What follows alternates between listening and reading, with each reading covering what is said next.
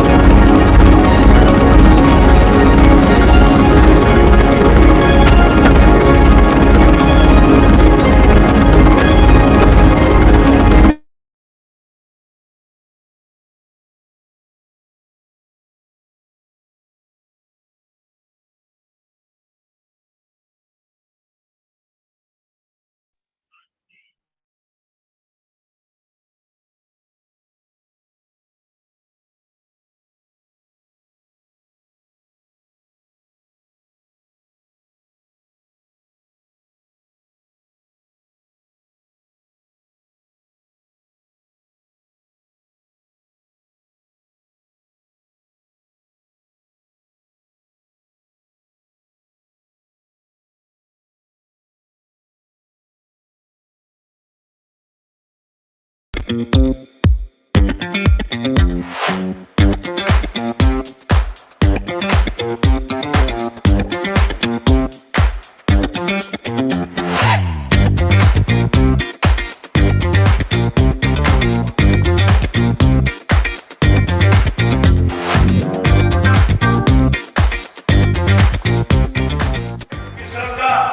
ज्ञान बढ़ाती है, नम्रता मान बढ़ाती है और योग्यता स्थान बढ़ाती है।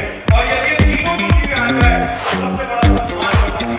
और ये तीनों हमारे कॉलेज के विद्यार्थियों को देने के लिए हमारे विद्यार्थियों को सपना देख रहा है।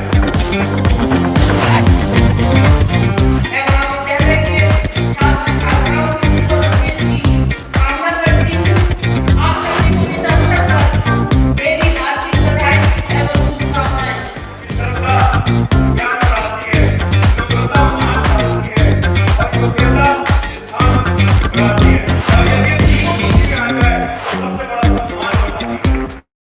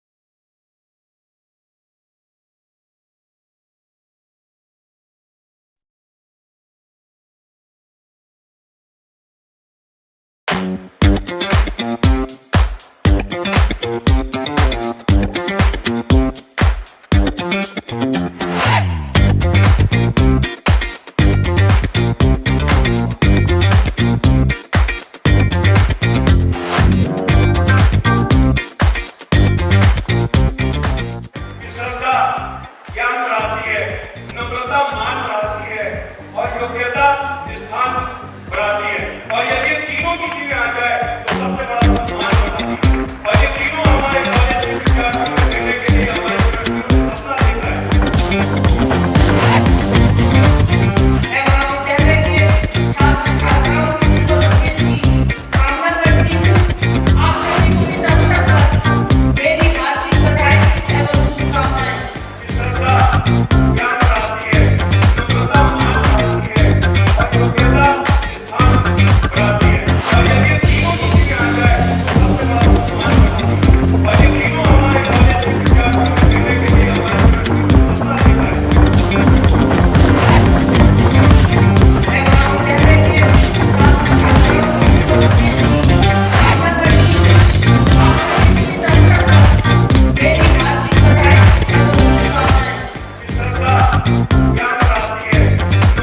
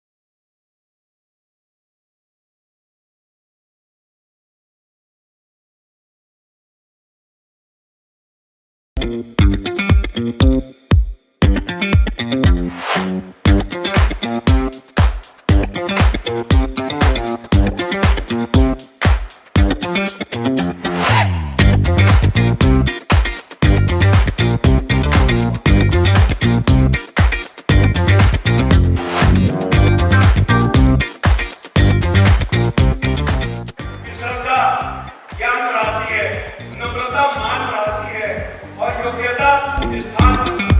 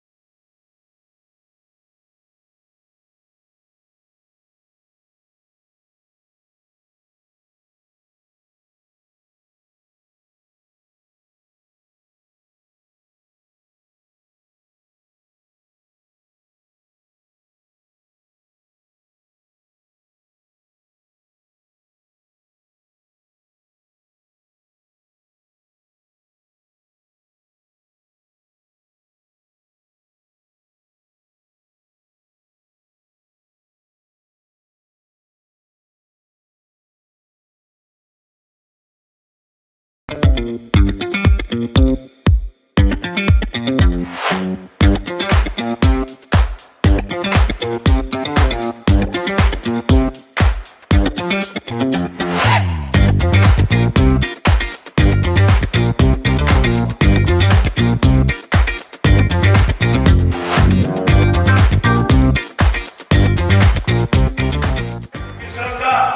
ज्ञान बढ़ाती है, नम्रता मान बढ़ाती है और योग्यता स्थान बढ़ाती है। और यदि ये तीनों किसी में आ जाए तो सबसे बड़ा सम्मान बढ़ाती है। और ये तीनों हमारे कॉलेज के विद्यार्थियों के बेटे के लिए हमारे सपना देख रहा है। मैं महाविद्यालय के छात्र छात्राओं की प्रगति की कामना करती हूँ। आप सभी को इस अवसर पर मेरी हार्दिक बधाई एवं शुभकामनाएं। श्रद्धा ज्ञान बढ़ाती है, नम्रता मान बढ़ाती है और योग्यता स्थान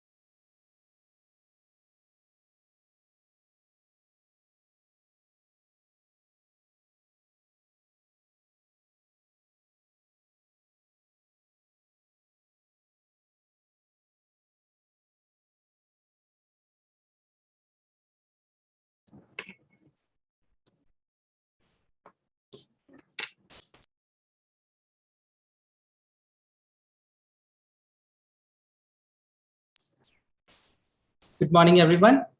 Maharaja Agrasen International College, in association with Chhattisgarh Educational, Social and Cultural Organization, is organizing an international conference on the topic, The Inevitability of Global Citizenship Education in Present Scenario.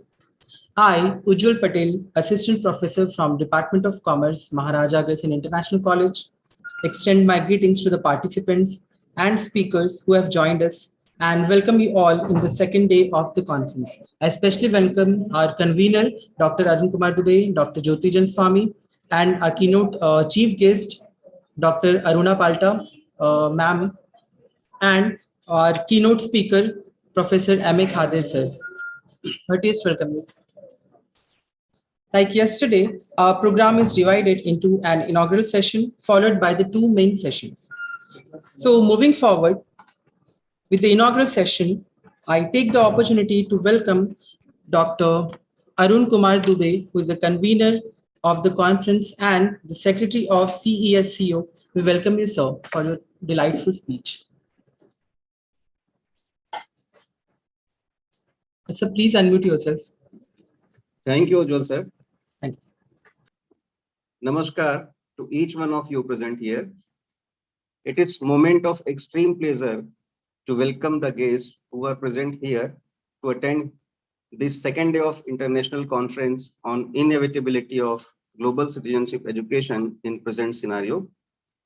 Most importantly, I appreciate the Maharaja Agrasen International College for giving us the opportunity to organize this conference in association with us.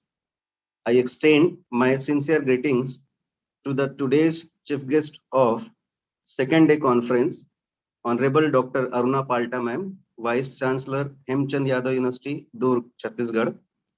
Today's speakers, Professor M.A. Khadar sir, NCERT New Delhi, and Professor Harendra Singh Jodha sir, Lecturer, Department of Science, CHSA, London.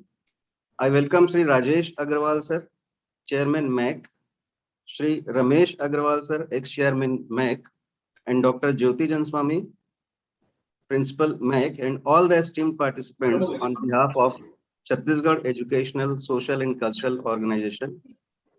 Yesterday, we had the wonderful session and enriched our wisdom towards the global citizenship education, and I hope we will accomplish our aim of the conference to create awareness of global citizenship education after this conference. Once again, I thank you all of being the part of this venture of MAC and Cisco. Namaskar. Thank you so much, sir. Now, I welcome Dr. Jyoti Janswamy, who is also the convener and principal of Maharaja Agrasen International College. We welcome you, ma'am, for your address. Ma'am, please unmute yourself. You are muted, ma'am.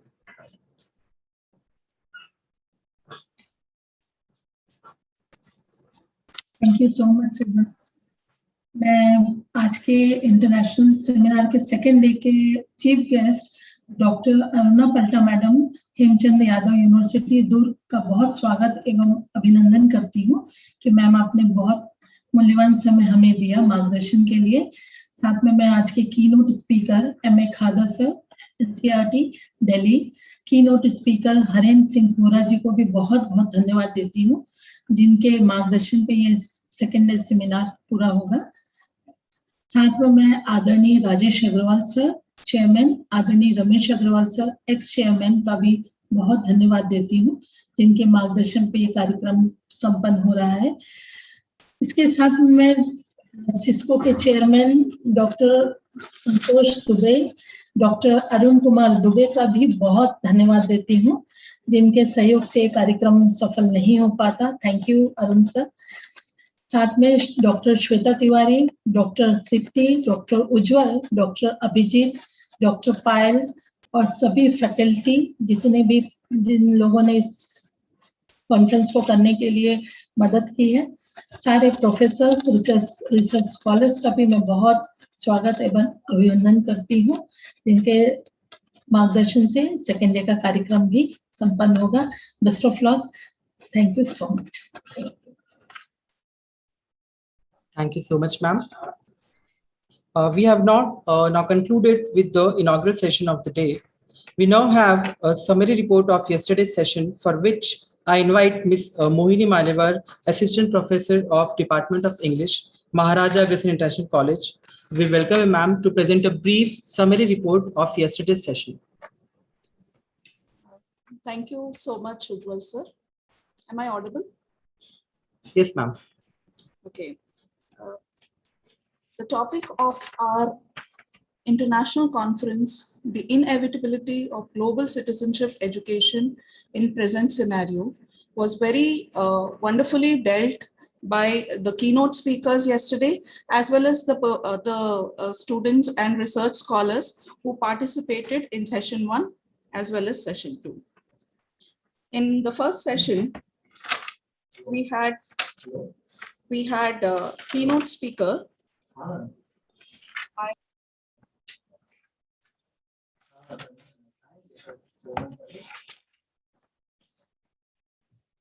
Had our keynote speakers, Professor Rajaram sir, former Joint Director from NCERT New Delhi.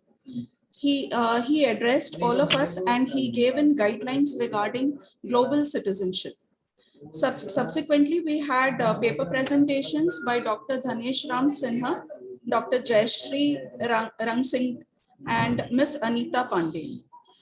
The three speakers went about with a detailed presentation about citizenship and how its applicability can be made very effective in the present scenario. In the session 2, we had Professor Tariq Ramadan sir from the University of Oxford. And sir had been very kind enough to enlighten us with topics relating to globalization, global economy. He also addressed the audience and gave invaluable information regarding how religion as well as the modern day scenario of education can be improvised using small techniques. He highlighted the importance of global citizenship, and he also mentioned regarding how nationality of a particular individual should not affect the virtues of global citizenship. Subsequently, we had paper presentations by Mr. Ojas, Ms. Abhishika Patel, and Ms. Anu Nagi. They spoke about entrepreneurship, global entrepreneurship, and how emotional intelligence can affect global citizenship education in the present scenario. Thanks for the opportunity for sharing this short summary regarding this particular first day proceedings of the conference. Thank you. Thank you so much, ma'am. Now we move to the next segment of this conference, that is our session 1 of the conference. In this session, we'll have the opportunity to hear our chief guest, Honorable Dr. Aruna Palta ma'am, who is the Vice Chancellor of Hemchand Yadav Durg University, followed by the address of our keynote speaker, Professor M.A. Khader, who is a former professor of NCERT New Delhi. And then we'll have 3 paper presentations and by participants, and which will be followed by the question answer session. Now, I take the opportunity to introduce our chief guest for today's session, first session, Honorable Dr. Aruna Palta ma'am, who is the Vice Chancellor of Hemchand Yadav Durg University. Dr. Aruna Palta ma'am, who is the Vice Chancellor of Hemchand Yadav Durg University, has pursued MSc and is a PhD in food and nutrition. She has the experience of 40 years in Department of Higher Education, Government of Chhattisgarh, in different capacities as professor, principal, and vice chancellor. She has authored 17 books and is a chairperson for NAC peer team, the member of editorial board and peer reviewer for Asian Journal of Dairy and Food Research and Journal of Dairying, Food and Home Science. She has published 68 research papers in various referred journals and more than 500 articles on health and nutrition in daily newspapers like Deshbandhu, Dainik Bhaskar, Navbharat Times, Haribhumi, Patrika, etc. She has been felicitated by Honorable President of India for excellence in academics in 2008 and accomplished more than 8 research projects on various topics related to health and nutrition for organizations like UGC, CG Cost, UNICEF, MP Cost, and DST.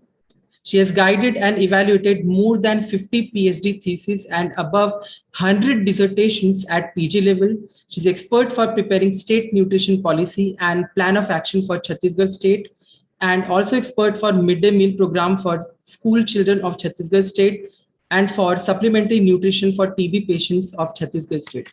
We heartily welcome you, ma'am. Thank you very much. Namaskar. It is a matter of great pleasure that Chhattisgarh Educational, Social and Cultural Organization, in collaboration with Maharaja Agrasen International College, Raipur, Chhattisgarh, they are organizing 2 days international conference on the inevitability of global citizenship education in present scenario.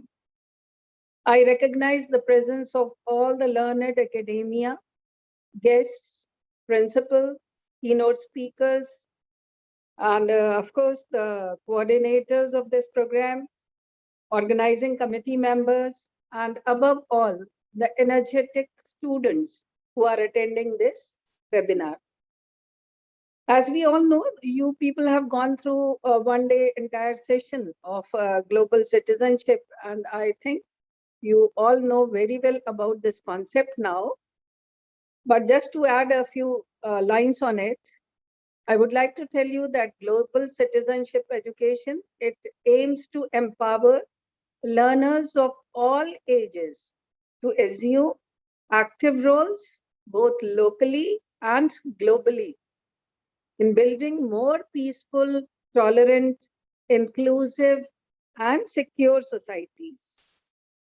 And as you all know, it is based on 3 domains of learning, that is cognitive, socio-emotional, and behavioral. I think you all know that cognitive, it includes knowledge and thinking skills, which is necessary to better understand the world and its complexities. Socio-emotional, it pertains to the values, attitudes, and social skills that enable learners to develop effectively, psychosocially, and physically to live together with others respectfully and peacefully. And of course, behavior is concerned. The third aspect, behavior, is concerned with conduct, performances, practical application, and engagement. Now, this global citizenship education, what I feel is built on a lifelong learning perspective. It is not only for children and youth, but also for adults. It can be delivered in formal, non-formal, and informal settings. For this reason, it is a part and parcel of sustainable development. Goal 4 on education. As the international community is experiencing this global pandemic, which is an unprecedented health crisis and contemporary challenges, we realize now that the challenges we face are totally interconnected. We all feel linked as citizens belonging to the same large community, to a common humanity called upon to define actions in order to promote peace, better living together, well-being, prosperity, and of course, sustainable development. So a global citizen should be aware of the wider world, should respect and value diversity, should have an understanding of how the world works, should be committed to social justice, and should work to make the world a more equitable and sustainable place. While the world may be increasingly interconnected, human rights violations, inequality, and poverty still threaten peace and sustainability. Global citizenship education is UNESCO's response to these challenges. It works by empowering learners of all ages to understand that these are global and not local issues, and to become active promoters of more peaceful, tolerant, inclusive, secure, and sustainable societies. We all know that Mahatma Gandhi, our father of nation, propagated Nai Talim, that is nothing but experiential learning and skill-based education using 3 H's, that is your head, heart, and hand. I think it's very close to what we call as global citizenship education now. That's why it is being said for Mahatma Gandhi that he was not only our past, he is our future too. Before I end, I would like to quote Nelson Mandela, who is also referred to as Gandhi of South Africa. And he said that education is the most powerful weapon which can be used to change the world. So I wish that the forthcoming sessions of today's conference will be very, very knowledgeable and interactive. The attendees will surely be benefited by the sessions, by the keynote speakers. I thank the organizers for giving me this prestigious platform to share my views with you all. Thank you very much. Vande Mataram. Thank you so much, ma'am. Now we move on to the next segment of this session, and I'm honored to present the introduction of our today's keynote speaker of this session one, Professor M.A. Khadar sir, who is the former professor of NCERT, New Delhi. Sir is the chairman of School Education Reform Committee, Government of Kerala. He was also chairman of Appeal Committee, NCTE, New Delhi in 2014 to 19, and the chairman of Steering Committee for School and Teacher Education Curricular Reform, Government of Rajasthan. He worked as a director, SCERT Kerala, and was the secretary member of National Steering Committee for Development of National Curriculum Framework in 2005.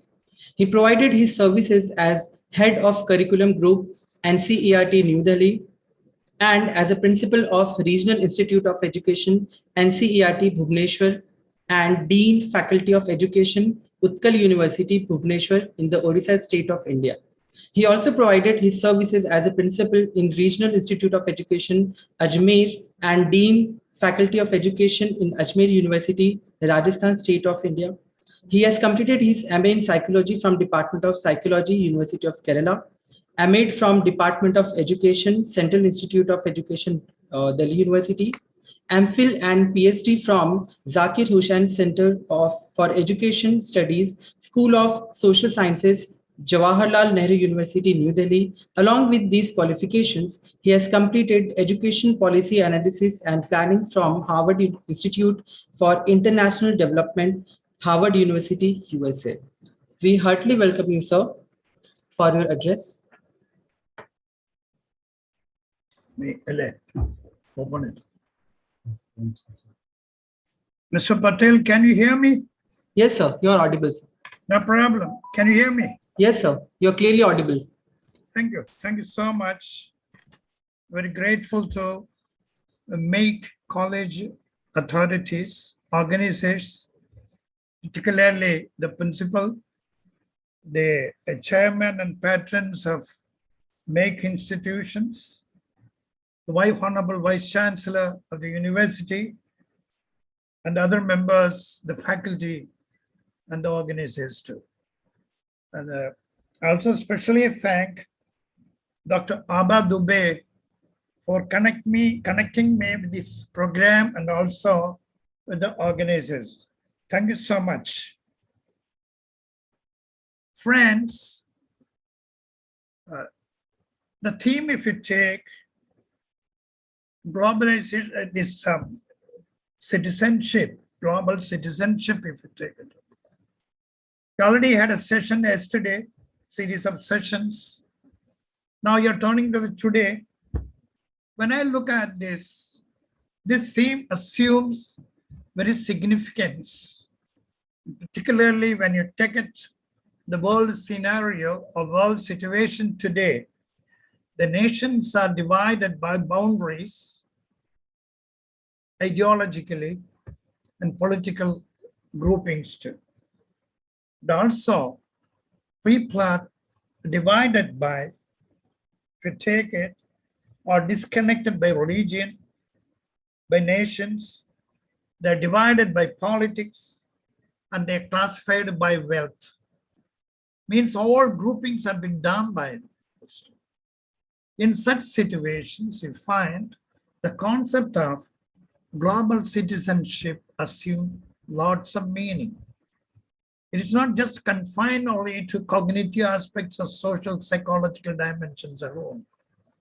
It has a politics, it has a vision, it has an economics, it has an history, and so on and so forth, which means overall perspective, I think we should keep in mind when you define or explore the concept of citizenship.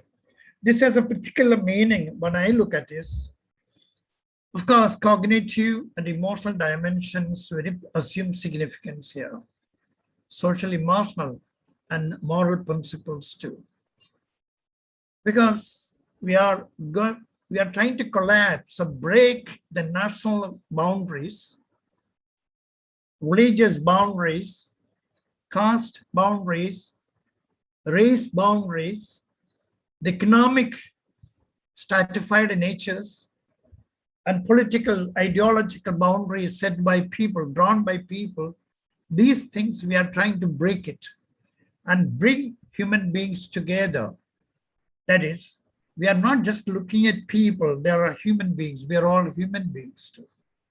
We don't look the differences between drawn by different groups in terms of politics, religion, caste, or wealth, or in terms of race and so on, politics and so on.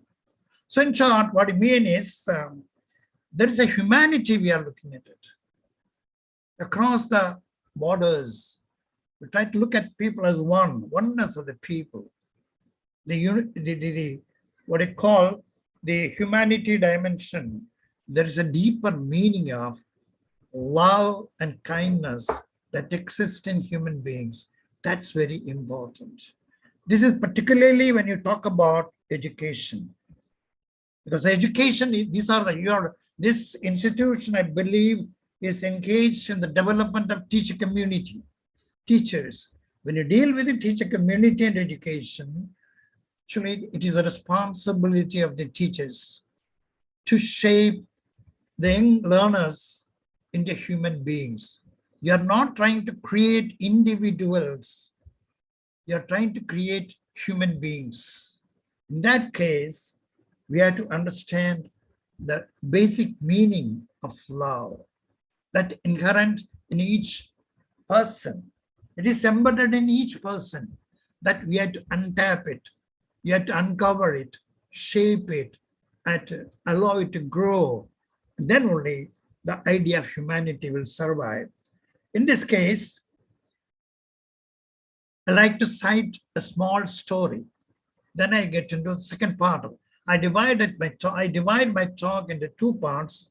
One is the conceptual explanation, which I try to introduce you, which you have your own, but I look at in a subtle way, the humanity, that perspective, where the human dimension, underpinnings of love and kindness, then only relationship is built across people. There is built on relationship, citizenship, if you take it. Well, if you take, I'm taking the story of Leo Tolstoy's story. Hello, Mr. Patel, can you hear me? Yes, Hello? sir, you are audible, sir. Audible? Yes, sir. Clearly audible, sir. Okay. Leo Tolstoy's story, the famous story, small, I'll take in 5 to 8 minutes. What men live by. That is the title of the story.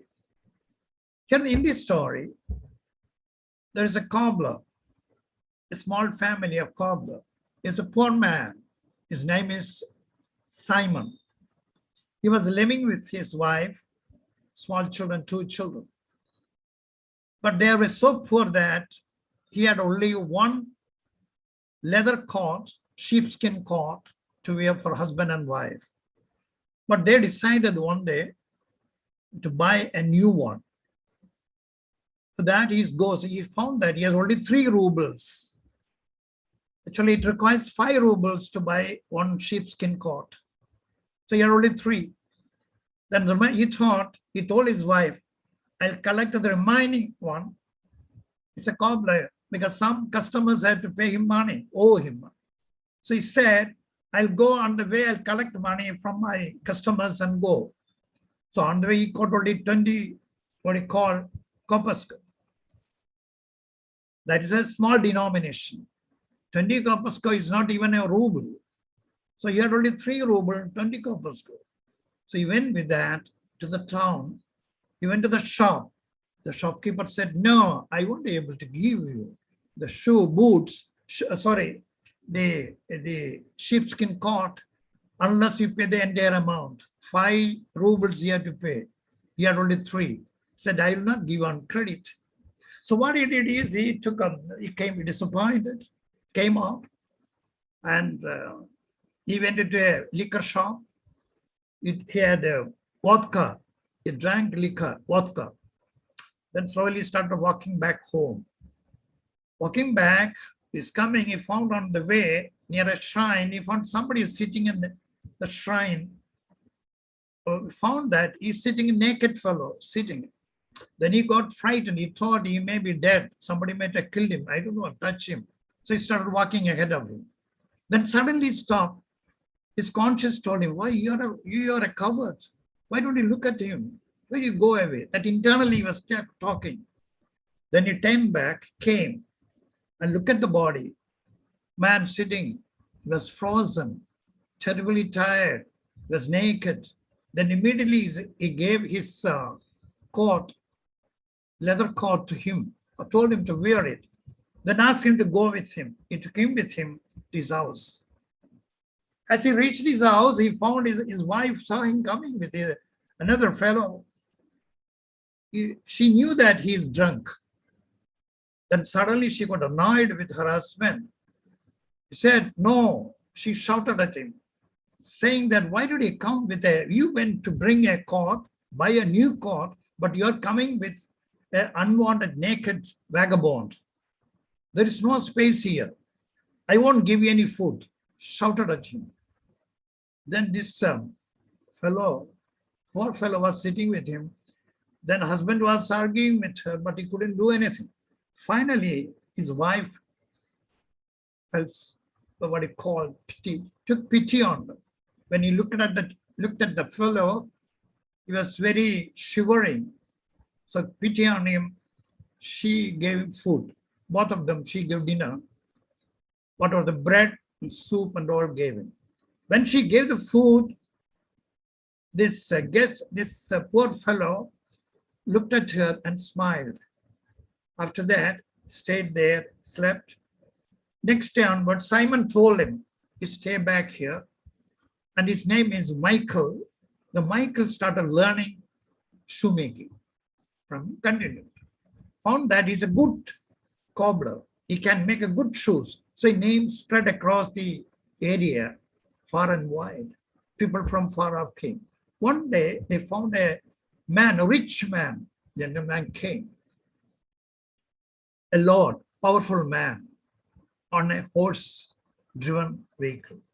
They came there, and the horse, the carriage, they came.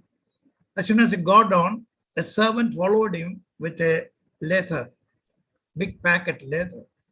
Then the man shouted at Simon, saying that this is a costly leather made from Germany. I brought it. I want a boot to be made for me. If we commit any mistake, we will be punished. He will be imprisoned. Then he was very scared, but anyway, accepted it. At the time, Michael was looking at the lord, or called the gentleman who came behind him. Then he started smiling. After some time, they took the order, they left. The next day found that Michael started preparing shoe. Finally prepared a soft chapel. Then Simon got annoyed with him. Why did you prepare chapel when you ordered a boot? Michael didn't say anything. When they arguing, he said, look, if he comes, he'll kill me. He told me he'll punish me, he'll spoil it. Then suddenly, they knock at their door, found the same servant has come. He said, master's wife, mistress sent me here to inform you that on the way, the gentleman, the master, the Lord, he died. Now they don't want the boots. They want only slippers. Then Simon looked at Michael. Then immediately Michael packed that slipper, handed over him. They went away.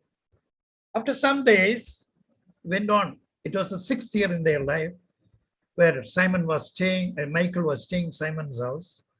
Found a lady coming in with the two small teen girls, small little girls. As soon as the lady came, announced that somebody has come, Michael was looking at them. Then found that the lady was staring at this lady and the children.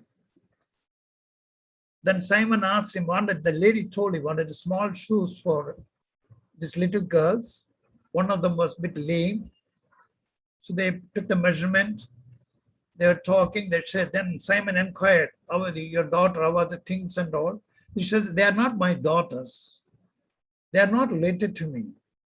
Her parents died when she was born. Her father first, sorry, then the mother, I am looking up to them. They are my joy of my love. They're deeply in love with them. I care of them. I brought them up. By the time they're talking it, suddenly found a bright light in that house. Then Michael sitting, looking upwards, folded a hand, sat there towards the lady and children left the house. As soon as they left, Michael turned to Simon and his wife told, look, God has forgiven me, forgave me. I'm going. You should allow me. Then Simon said, look, I know you are not an ordinary man. Tell me who, you don't tell me who you are, I understand. But tell me only three things. You smiled, I never found you smiling except three instances. One, first you came, you were smiling to my wife when she gave you food. Second time, the gentleman, the Lord came for ordering the boots. You were smiling, looking at behind him, smiling. Third time, I found you smiling. The lady came with the two children, twins. At the end, you were smiling. Can you tell me why you were smiling? Then Michael told them, look, I am not an ordinary man. True. I am an angel. God punished me, so I came. I had to come. One day, God asked me to go and take the life of a lady. I went there. I was about to take her soul. Then she cried and said, my husband died 2 days back or 3 days back. Now, if you take my life also, nobody will be there to look after these children. Two twins, they are twins. Then I took pity, I left. When I went back to God, God asked me, what happened? I said, I couldn't do that because she was crying, helpless. Nobody's there. The children will be orphans. God got annoyed. God said him, go back, bring her life or soul. Then before going, God asked him three things. Told him, so you learn 3 lessons you should learn when you come back. 1, what dwells in man. 2nd, what is not given to man. 3rd, what men live by. What men live by. So he goes. That's coming. He came to the lady's house. He took her soul. He didn't bother whether the children are there or not. He didn't bother. He was going back. On the way up, suddenly there was a storm, cyclone. And her soul escaped from his hand, went up. He fell down. He was lying there. Where he was lying down, that time he said, when I was lying down near the temple, Mr. Simon, you saw me. You took me from there. You took me to your house. You gave me your coat. You had a kindness to me. You took me there. Though your wife shouted at me in the beginning, to both of us, she took pity on us. She was kind and she gave us food. That moment I smiled because first time I understood the first lesson I learned, what God told me. What dwells in man. I understood that. There is kindness and love dwells in man. Each man you find kindness and love. I understood first. That's why I smiled. When the second time, the gentleman, the noble Lord came with servant and he gave us the leather to prepare the boots. I looked at him. And behind him I saw another angel is standing, angel of death is standing. That's why I smiled. I knew that he won't last long. You'll be on the way back. On the return journey, you will die. But he didn't know. He was preparing for a big boots as if he is going to live. Then his wife, next day, his servant comes and tells that we do. That's why I prepared the chapel, soft chapels. That is what usually the dead bodies wear or corpse wear. That's why I prepared the chapel for the corpse. When they came, I understood that means here, man does not know what he wants, what does not he want. The man, the general man didn't know that he wants a chapel. Instead, he was ordering a boots. The second lesson I understood at that particular time. Then the lady came. I was looking at them, the children. Really, I was looking at the children too. I understood. It was the lady whose life or soul I tried to take when I came. I took it. First I didn't take, and then the God punished me. I came back again. I took her soul. It is the mother's soul of these two children. That's what I was looking at them. Here, when I saw them, I understood it. Then she told, I am looking after them. I care them. I love them. I protect them.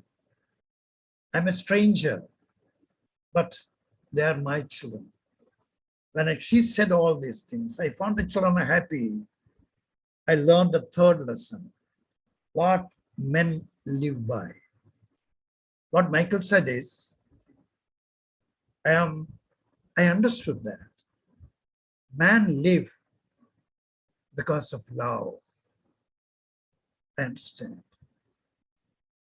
With these words, when he said, I also feel that I lived here for all this time because of love and kindness of you and your wife.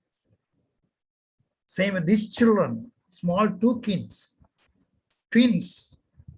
Neither father is there, mother is there. But I live because they care by a strange woman, stranger, not stranger, sorry, stranger, in no way related to the children, because of a love and protection and my food that what they gave. She says that they are the joy of my love, my life. That means people live because of love for other people. We give love to the people. Well, with these words, suddenly vanishes. Michael vanished, gone. Now the story, if I tell this is, every child, the teacher should know about it. Every individual is the kindness and love embedded in each person. The teacher's job is not simply to give information, knowledge, ideas, but help the children to realize their own love, embedded love within them, shape it so that they grow up as human beings. The teacher's job is to transform each child into a human being. That's where basically the teacher's role comes up. In this context, when I look at it, the globalization, the global citizenship we consider. Here we are not trying to build up a knowledge base simply on this, but is it possible to connect with each citizen to understand the feelings, the emotional dimensions embedded in each one, to connect with other members, particularly through love, relationship, because relationship exists only when the love dimension is related. If it is hatred, the relationship is entirely different. But then here, what happens is, what I understand is now the technology part comes in today. Now I focus on the technology part. the technology part, when you take it, I think Mr. Ujjwal Patel, my time is still there. Yes, sir. Yes, sir. Am I correct? Yes, sir. So How you many have, minutes? How many minutes more? so you can take your time, sir. No, I don't want. So you can take your time, sir. No, I'll take only another 10 minutes. Okay. Okay. Sir. Maximum 10 minutes. I think my time is still 2:30. What time? 2:20. What time you have for me? 2:27, sir. All right. So you have still much more time left, sir. All right. I don't want to cross the limit. All right. If at all any comes, you give me a signal. Okay, sir. Now the technology part, if you take it, because I don't know, because a lot of presenters are there, you have 6 people or something. My friends, when you take the important point, what I want to highlight is when you deal with your institution, the global citizenship, it's a wonderful idea.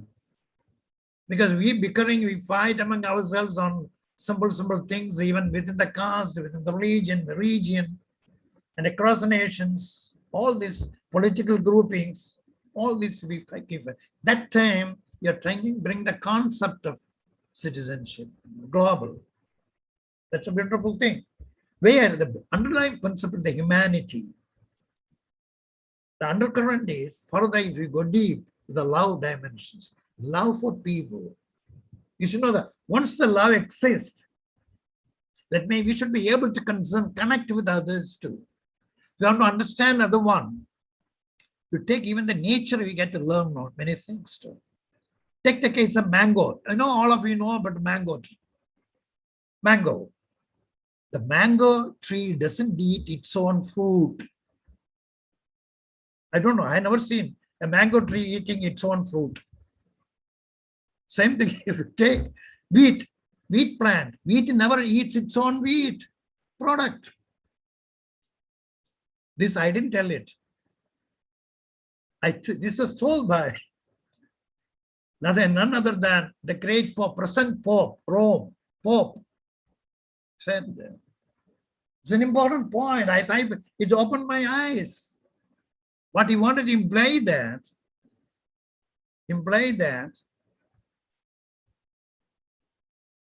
nature, we have to learn many things. Nature, the mango tree gives its fruit to people, animals, nature, other beings. It doesn't take its own. It gives to others. Are we ready to give others? Concern for others. Like Simon gave his own coat to the fellow who was naked, poor fellow, gave him. He didn't have anything, cold, he was walking alone. He gave his own coat to the poor fellow.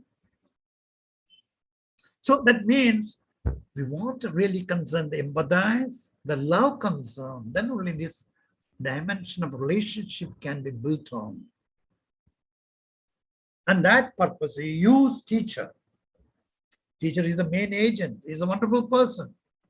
The quality of a teacher will be little. In that case, if we take technology is emerging as a powerful medium in our life, in our civilization, our human society.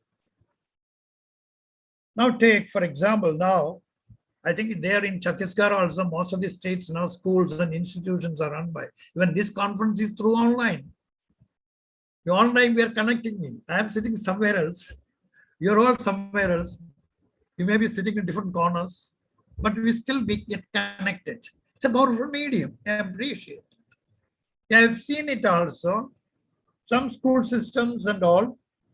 Not one online class is being held. One lecturer, somebody is giving a talk. The entire state children are called people. So many people are listening to that, learning. One teacher in a state, if you take, I don't know, I don't remember exactly number of teachers in Chhattisgarh, there, your own state. But in Kerala, also, in running lakhs we have. But the only one teacher is enough to teach that subject to all of them. See, this is called highly centralized approach, online comes in. highly centralized approach you gave it. Of course, you will adopt the same when you go for global citizenship. You can connect with the children or say people, citizens across the world, anywhere. They cannot participate in this course. But the problem is, here they transmit through information. Real knowledge will you able to give it. That's another point. Second, there is less interaction between the person who teach you and the students. Less interactions take place. There is not much. It's one-way traffic goes on. And the social emotion, because when you teach the classroom interaction, you know that teacher and students interact. There is emotional dimension, there is a social dimensions to come up. But that's missing there. Mean there is a scope for limited feedback mechanism also. In a sense, of course, often technologists argue that this online system, the technology provides for individualized learning. That's fine. But more isolation exists. Or it's a form of solo act. Only one teacher, solo act only. That's called a solo act. Like solo dance, we say, solo song, and so on, not in group. That sort of things happen it. But main problem is that one main point I want to take is the biggest tragedy comes if you go by online. It's a wonderful medium, but it has its own weakness point. Everything has a weakness. Please understand that philosophically we look at it. Anything you take, that's its own both. You have like, we have love, each one has love, affection, kindness, one side. Other side we have anger, aggression, hatred. This thing exists. All these coexist along with which how we balance it. That's most way we pick up things too. Here one come, if you go highly centralized approach, biggest problem we will face is then there will be only few teachers. I'm saying as a principle, I'm telling many of them disappear. The community of teachers will also disappear. And you won't need a training college. You don't need a school also, a college also. That problem will crop up. Not now. Takes time. Gradually, gradually. Now look, 30, 40 years back, I remember people were talking about environmental issues, environmental pollutions and so on. Today, you know the problems. Even Germany had a flood. China had intensive flood. Europe, their wildfire, because the atmospheric, what you call heat increases too. We didn't bother about controlling our environment or rather environment protections. Same way to reach a state, there will be problems too. How will problems come? That also I'll tell. Machine actually learning continues the affair. There more on individual interaction take place. When machine learning comes, more emphasis on individual growth. It is not a human being. Machines do not produce human beings. Machines produce individuals.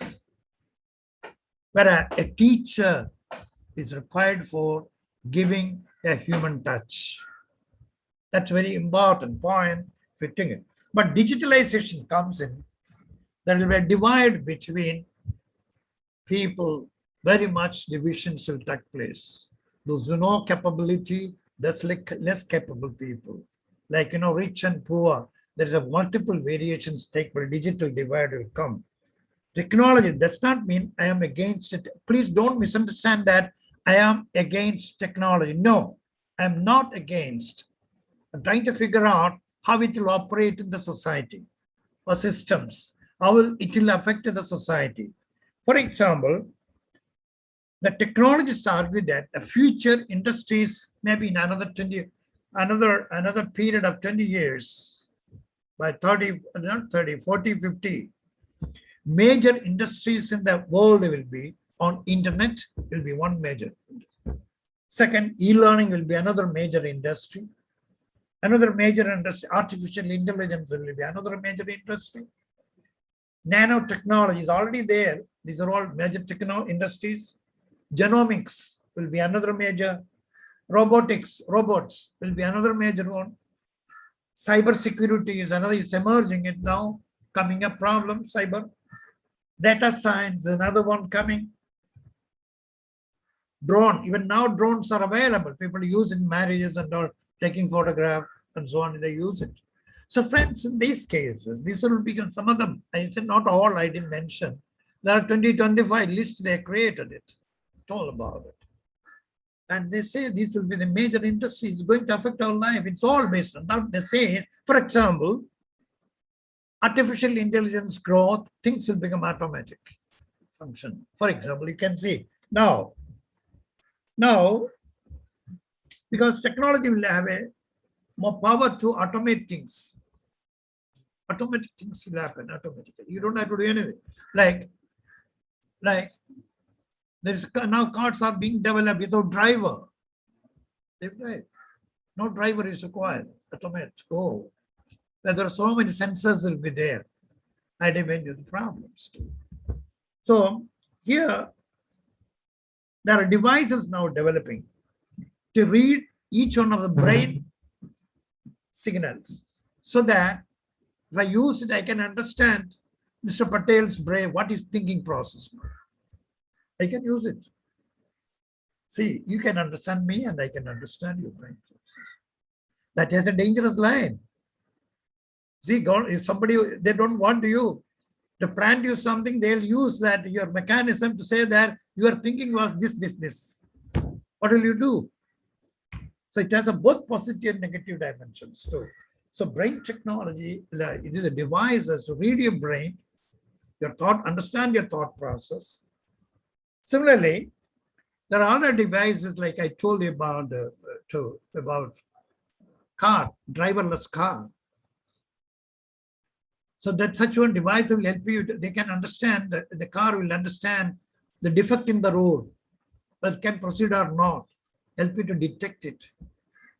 Same way, now you're sitting, somebody, Lata Mangeshkar is singing and you listen to the music. There will be machine created music now. It's available now. Don't be surprised. These are all creations come. You'll be listening to them. Same way, for example, this technology development, genomics and all these things coming up, there is they can detect, there will be device and detect cancer cell, medicine. Cancer cells. That's a good. These are positive things too. Also, I found that recently that here in Kerala, one leading hospital, private, they planted one robotic system for operation, knee operations last week. So these are all things are coming up now. Same way, robots coming in. Another major aspect of robots is the point they will replace, what the main critical role is, they will replace human beings, many works. The technologists argue that, no, it's good. The technology will give you comfort, quality of life. The quality of life, how? If I work already, I can income, I can enjoy that. My jobs are taken by technology, this, what you call robots. How do you generate income? These are problems cropping up. So robotic approach, gradually, robots, this technology, machines will replace human beings in the field of work. That's called a principle of substitution. They will substitute you. So like that, you have 10,000 teachers, you require a handful of 5 teachers in that subject area. For example, your science method, we talk about philosophy, psychology, theory. You don't have require that number of people, only 1 or 2 people required. So what do you do? Otherwise, you can have created a, what you call, even this robots approach comes in, robots itself will replace you. So what do you do? So this is why the point of coming in, how this operates. Technology operates through corporates. Corporates means business houses, big business, multinational companies and so on. So multinational companies always work based on market approach called business approach. Business approach, basic two principles. One is options, choice. Second is competition. Choice means you take the case of choice. You go to market. I can get a shirt for 2,000 rupees, for 200 rupees, for 500 rupees, 800, like you get a sari or so on and so forth. You get many things to buy. All right, quality variations. Maintain quality, the price will vary, company will vary, and so on and so forth. Choice, competition among themselves will exist. Same way food stuff, restaurant, so many commodities, the products are like that. It's coming. Same thing here. Based on the choice and competition, these are things come. For those who are successful, that's why they say government, new policy, when they said about it, new policy, 21, 20, when they brought out 19, that draft one, they said, this all private system will come up. Those who can survive, let them survive. Those who cannot survive, let them disappear. But that statement, they withdraw it, removed it, the new final one. Okay. That the approach is competition means only who have strength, they will survive. Rest will go off. So this principle they adopted. Basic approach is centralized approach. Here, corporate approach applied to business, to school, education, they are entering into education also. When they come to education, basic is choice and competitions. They use this mainly private approach, where standardized testing is an essential condition that they do for outsourcing through private agency. They do. That's a major income generating. Later, learning materials, another source that will also income generating. So in fact, when it comes in, more market approach will come in. Then mainly under their approach comes in, the teachers will be mainly, they will have a redefined role. Their tenure will be less. Now many of them are permanent people. Under that system, it will be contract, 5-year, 3-year, 10-year periods. Salary will be reduced. There won't be any retirement benefit like in the companies too. So it's short. It will be more, their approach is less expensive teachers. These are all mechanisms, they will come. Quite a number of such mechanisms are coming up. So that's one way. Generally technology influence are coming, but we have to be a bit cautious about it. How? Without affecting the society, how can you use technology for our benefits? That's why how you can use effectively. The question here is, this corporate or business houses think that for them knowledge is very precious. Understand the meaning of knowledge. For example, technology, how artificial intelligence, how to be developed, they have a research body in that. They invest huge amount of money on research. From that, they create new ideas. So knowledge is, they use it as a commodity. It is priced. You have to pay cost for that, highly priced. They create a technology based on that only they created. And also that means they will charge a lot. That means under the system, the cost will be high. The people have to face cost. That's why private system, the course you have to charge, pay for more. That dimension is coming. But technology has the negative dimensions. We don't think about negative aspects. We always say technology means we think it's okay. A lot of good things will come. It will help us. It will help us to grow, change our life, make things easy. So many things. So forget about the negative dimensions of, the negative aspects of technology. That's a major trouble we are facing today.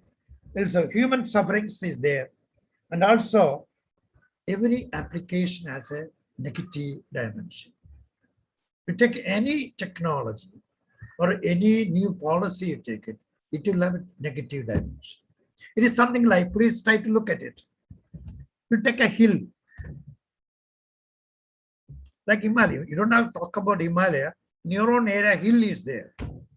So upon the hill top, there is something, a building or a temple or something is there.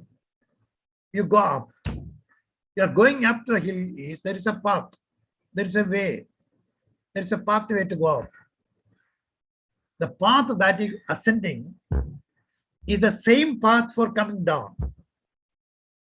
Coming down and going in the same path. Please understand that there is only one path. We use it as going up and coming down. It means same slope is used for upward and downward, which means your negative and positive are integrated into one. Going up, think about it, is negative. Coming down is positive. Both are in the same road. Exactly that same thing happens. But we ignore certain things. We think what is advantage to us, we take, as a human beings, we take what is advantageous to us. Just ignore it. That's why the problem comes. We should be objective, deciding it. What I wanted to say is, machines cannot give human touch, human development possible. What a teacher does. But what you can do is, when you leave online, check these sort of negative dimensions. Online course, when you do, it should be done by the teacher. But technology should be integrated with the teacher when he takes class. Where additionally, because technology becomes additionality, not the main course. We use the main course as technology, the technology teacher will disappear. Technology will take over. Please don't allow it.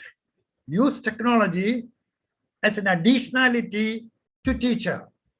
When you teach a particular idea, you want to illustrate the idea of global citizenship, use it.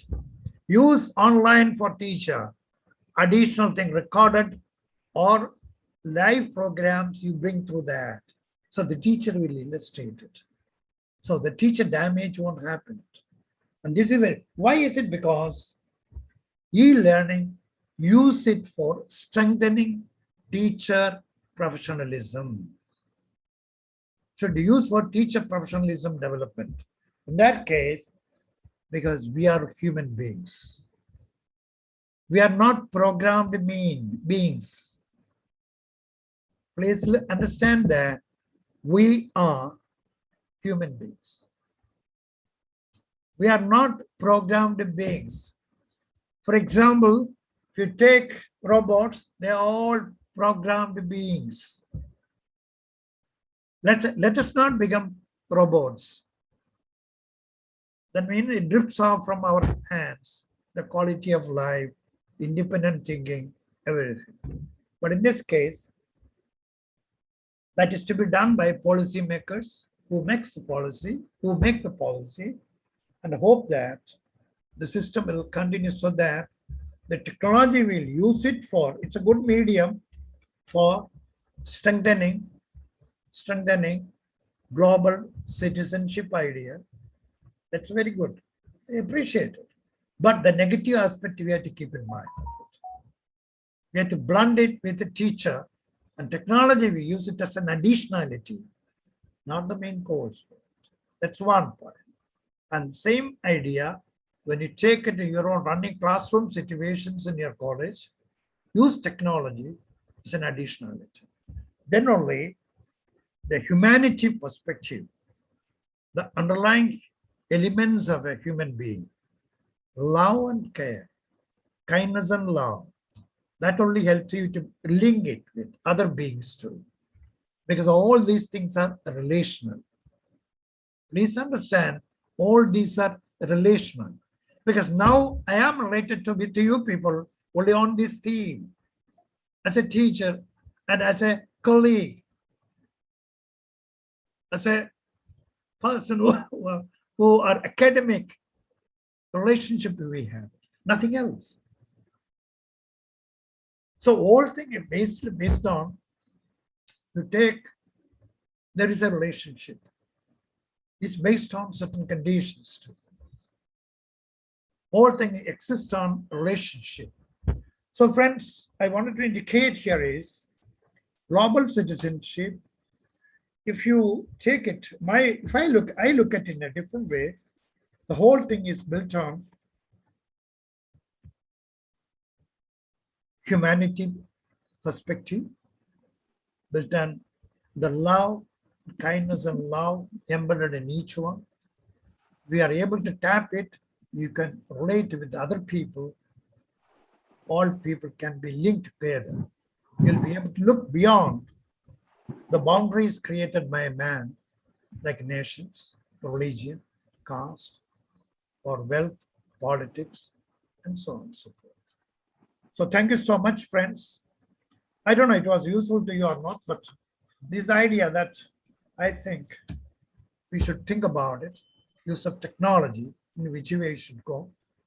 You bring young people and also academics, you should apply your mind, critically reflect it. Any idea coming in mind, I think, friends, we should critically reflect. Don't take as someone says, no, I said to you, or a textbook says this. You reflect on it. The critical reflection simply means questioning. Why does it happen that way? Like Newton questioned the apple falling. Questions it. Why is it happening? So to not understand the critical approaches, I give a simple example and wind it. My lecture program. Whenever I ask children, school, particularly teachers, why does a child fail in mathematics? Question is, why does a child fail in mathematics? Or science, or English, or Hindi, and so on. Tomorrow you ask teachers. Usually the answer is, invariably teachers say, oh, padhta nahi hai, bacha padhta nahi hai, time not coming, he is coming from illiterate family, unpad hai, sub answers. Any answer is all answers you analyze one, all fault. It's not studying, failing because of the fault of student. That means teacher doesn't have any role there. You change the question, ask. Now the question, you change it. Ask, why does the school fail children in mathematics? Why does the school fail children in mathematics? Then suddenly you'll find the answers change. Why is it? Think about it. So that's a critical question. That's a critical approach. That's called critical pedagogy. It's called critical pedagogy. First we ask usual style, they'll say, why does a child fail? He fails because he doesn't study. Oh, intelligent nahi hai, unpad hai, parents are illiterate, and so on, so forth. So many problems.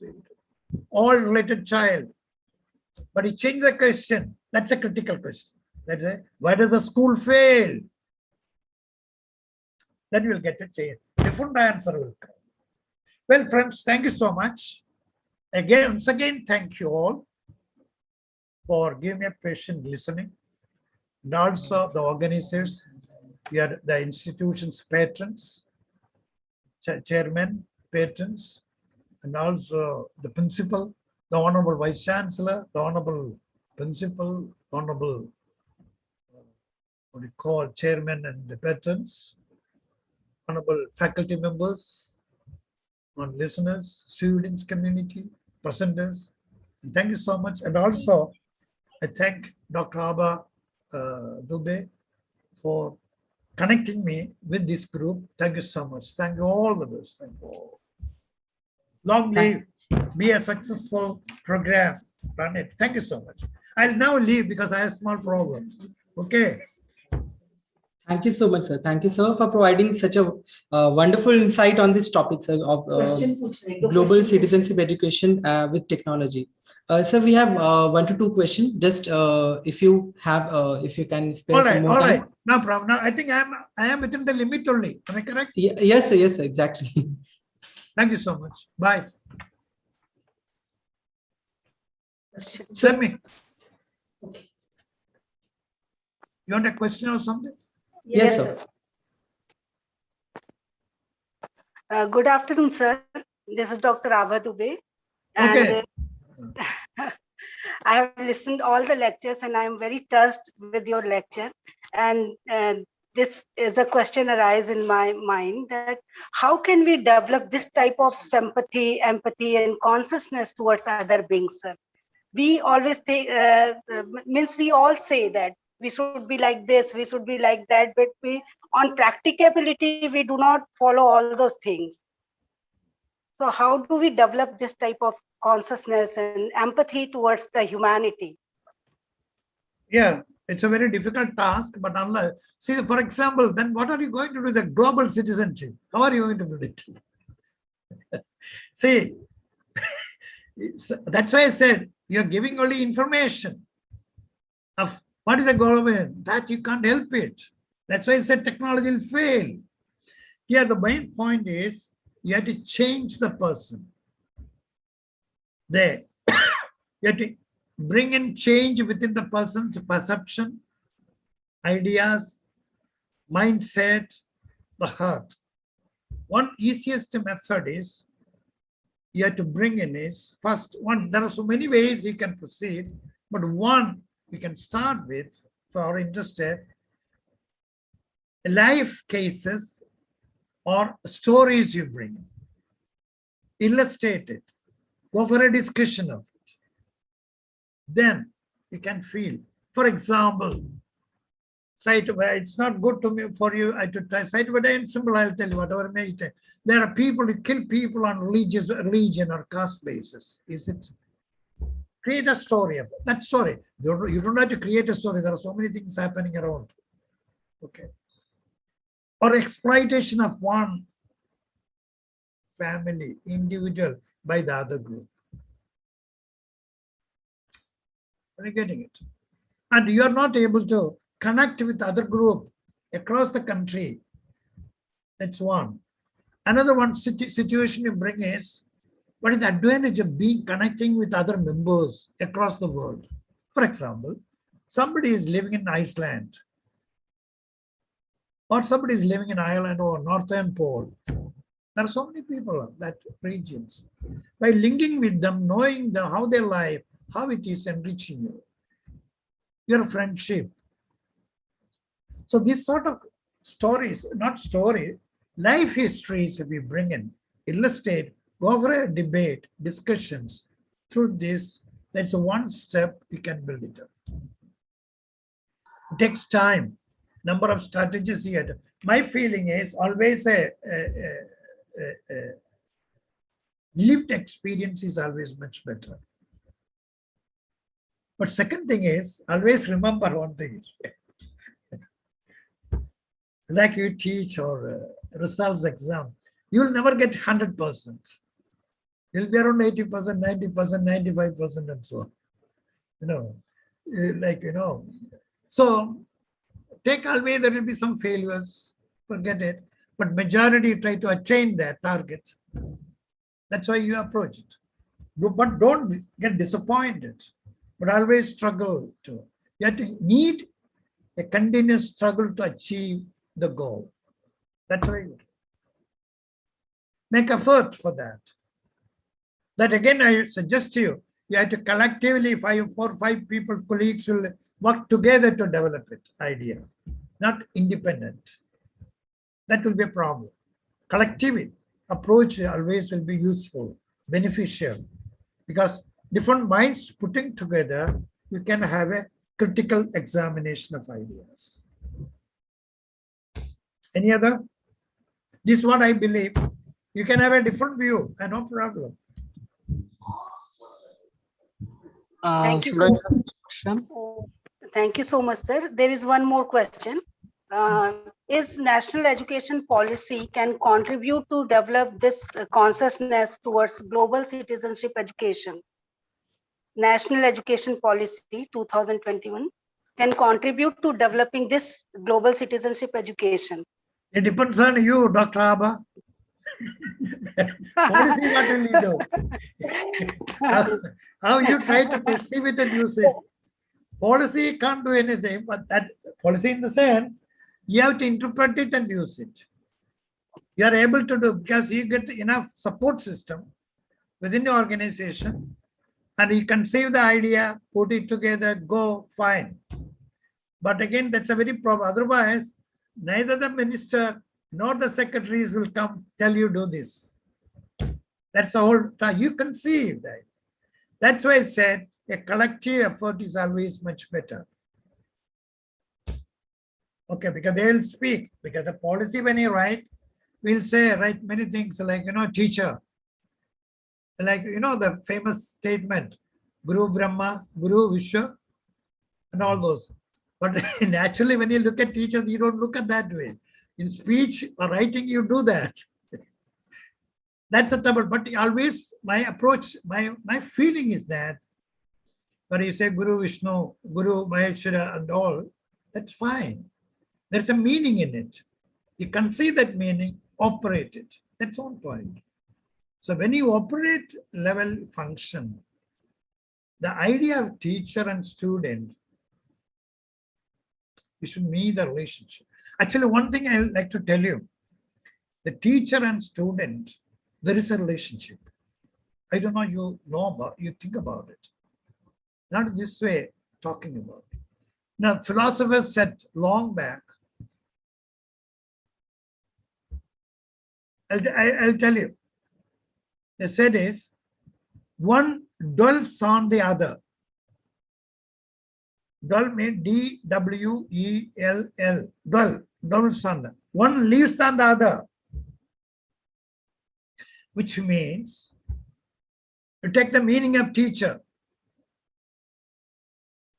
Teacher, one who teaches. Teaches whom? The tree, in the air. He teaches another one who does not know the knowledge. Who doesn't have knowledge, who's seeker of knowledge. That means teacher, the concept of teacher exists only and only when the students exist, idea of student exists. If no student means the idea of student does not exist, the teacher does not there. The meaning of teacher comes only and only if the student exists. If the idea of student does not exist, where is the meaning of teacher? So it means both are highly interlinked. They are inseparable. Teacher means inclusive of student. You cannot separate. Once you separate, a teacher doesn't have, the meaning of teacher does not have any existence. Without student, teacher cannot exist. Teacher who? God, tree, was speaking there. So that's a meaning. There is a high reciprocal relationship between the two. If this meaning you understand, I think the world of teachers will be excellent. Let me tell you. I think people should understand the meaning of teacher. Then only your global citizen, each one has a particular meaning. Each concept, that meaning we should advance it. Then only we can progress. Thank you. I don't know. I could explain to you, but that's all. Thank you so much, sir. You definitely I can, or everyone can get the idea what you have shared here, and definitely we will learn. We have learned so many things from you, and I personally thank you because of your busy schedule, and today is Onam. I wish you a very happy Onam also, and everyone. And you are here. I did know that you were singing at 1 o'clock. Wow. Today is You are honor. really I didn't know, otherwise I would not agreed. Actually, today I didn't late only realized. you are with us, and because or you have so many tight schedule. Thank you so much, sir. And No, no, definitely, Thank you so much. we all are very blessed and privileged to have you here on this conference and learn so many things. Why Sir. there is Thank somebody showing hand. Pankaj Kumar, there is hand is shown. I don't know what is it. Is there any question? I don't know. There is a showing hand like this means there is a symbol. Anyway, it's okay. It's So okay. thank you so much. All right. Yes, sir. Over to Ujjwal, sir. Thanks. Thank you so much. Thank you, sir. Thank you on behalf of Maharaja Agastya International College and the CESCO. I heartily thank you, sir, for joining us. Sir. Thank you so much. Thank you, Patel. Thank you, Abaji and Dr. Mohini and so on. Thank you so much. All the best. We'll not now continue to our next segment. We have in this session 1, we have paper presentations. The total is number 3. I'd like to call the paper presenters, Dr. Kirti Srivas, Miss Jayati Sahu, and Miss Anuradha Diwan. So the first presentation will be of Dr. Kirti Srivas. Ma'am, are you ready? Dr. Kirti Srivas, yes, she is with us. Kirti ma'am, are you ready? Am I audible? Yes, ma'am. Okay. I, Dr. Kirti Srivas, Assistant Professor, Department of Commerce, Government Federal College, Avanpur. The voice is echo.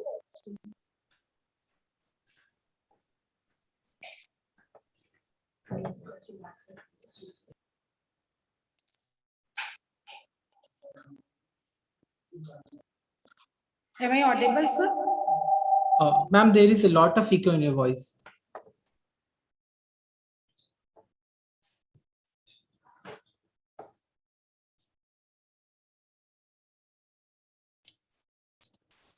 Ma'am, please ensure the other one who are joining, please. Start my presentation. My topic is importance of global civilization education for youth. My PPT. Ma'am, please ask anybody who is with you to mute themselves. I think the problem is because of that.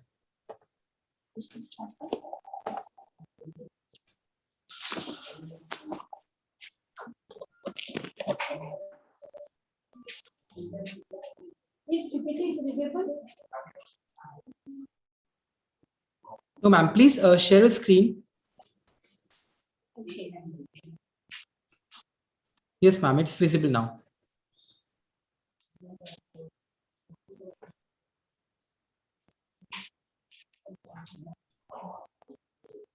Throughout human history, we have always organized ourselves into groups and communicates the shared similar values, ideas, culture, and overall identity. This is done help and still help shape our needs economically, politically, religiously. Ma'am, your voice is not clear, ma'am. Voice is not clear. Ma'am, your voice is not properly clear. Properly audible, not properly audible, ma'am. Okay. There's a lot of echo in your voice now. I can check.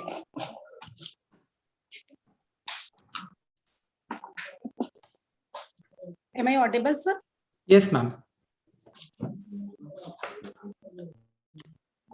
अभी voice clear है मेरी? Yes, ma'am. अभी perfect है, ma'am. Now I start. Throughout human history, we have always organized ourselves into groups and communities that share similar values, ideas, culture, and overall identities. This is turn helped and still help shape our needs economically, politically, religiously, and socially.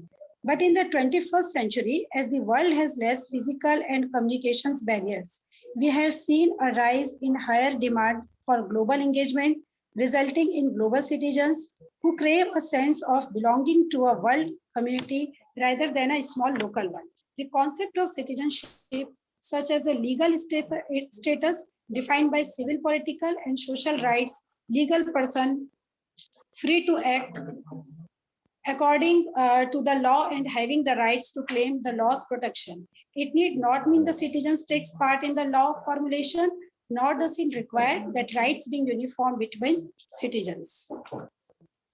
A question is raised on my mind. Why is citizenship education is important? Yes, of course, it is very important. Citizenship education gives people the knowledge and skills to understand challenges and engage with democratic society, including politics, the media, civil society, the economy, and the law. Democracies need active, informed, and responsible citizens. Citizens who are willing and able to take responsibility for themselves and their communities and contribute to the political process. Three core notifications of GCED. Respect for diversity. We know we all are belongs to different areas, different states, and different nations. So respect to each other's, respect to humanity, shared sense of humanity and solidarity. Some of important factors for global citizenship educations like hospitality, generosity, equal socio-economic development, harmony with the natural environment, food security, integrity of the motherland, and peaceful social relationship. Global citizenship education aims to empower learners of all ages of assume active roles, both locally and globally, in building more peaceful, tolerant, inclusive, and secure societies. GCED is based on the three domains of learning: cognitive, socio-emotional, and behavioral. We can see the Global Partnership for Education. The source of this data is regional grouping follows UNESCO definitions. Percentage of countries with data and monitor progress towards for sustainable development goals for learning by the end of primary or lower secondary school based on mathematics students and reading. Now we can see in this slide, Latin America and Arab states, Sub-Saharan Africa, Asia and Pacific and world all are including Global Partnership for Education.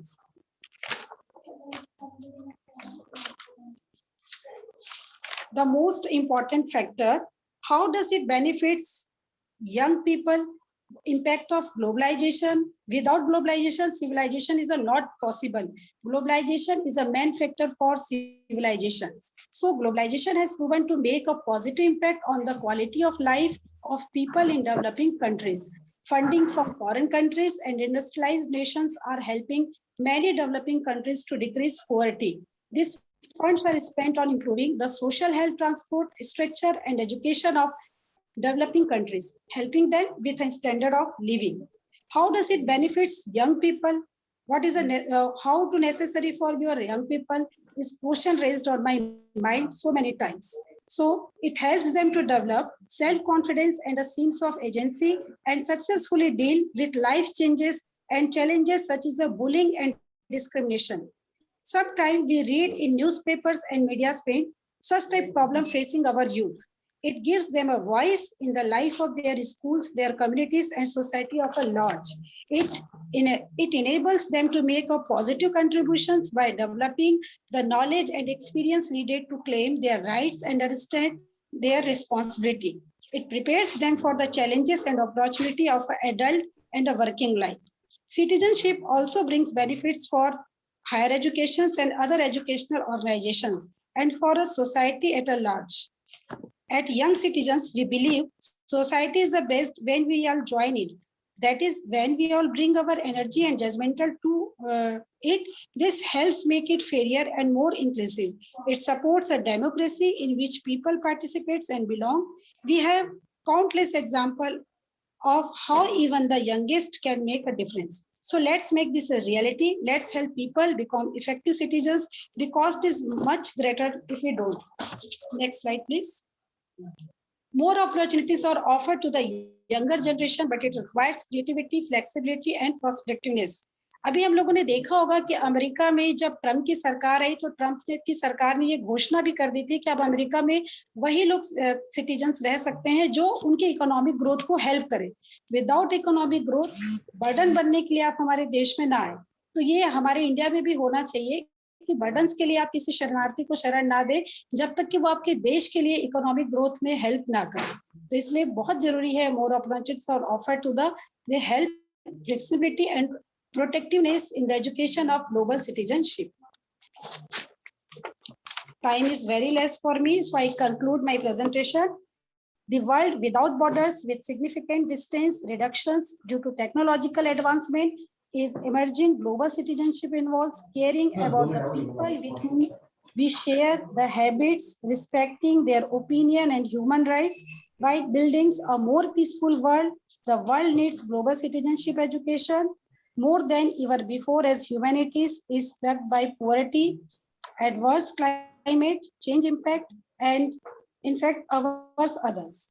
Today's citizenship and citizenship education issue not only should be considered attentionally in higher education, but also should be paid attention to this issue on the international and global levels. All through citizenship education should not be limited to the official education, yet the system to be the only source to play the role of citizenship education. Government should put a step forward through establishing an opportunity infrastructure education framework and by establishing an efficient education system. Thank you so much for giving me this opportunity. Thank you, organizing team, and respected principal madam, respected chairpersons and keynote speakers. Thank you so much for listening patiently. Thank you so much, ma'am, for this wonderful presentation and also for joining us. Next, I'd like to invite Ms. Jayati Sahu for her presentation. Ma'am, are you ready with your presentation? Ms. Jayati Sahu. Yes, sir. Good afternoon, everyone. Myself, Jayati Sahu, a research scholar at Hemchand Yadav University, Durg, and assistant professor at Mansa College of Education, Bhilai. Million of thank you to Maharaja Agrasen International College for and their team for giving me this golden opportunity to represent myself on this international conference. Also, special thanks to Dr. Aruna Palta madam and Professor M.K. Khadir sir by adding million of stars by their presence. Now, I would like to start my presentation on topic importance of global citizenship for youth.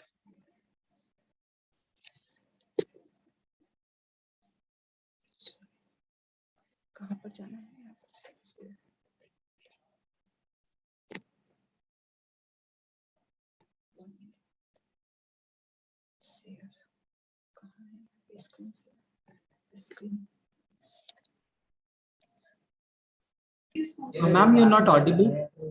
Jayati ma'am.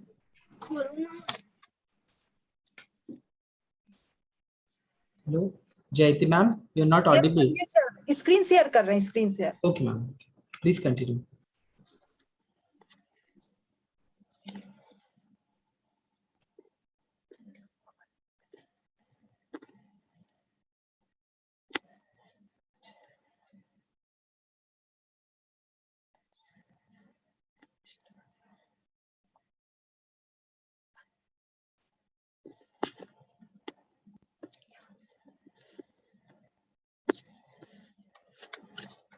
Sir, slide so visible?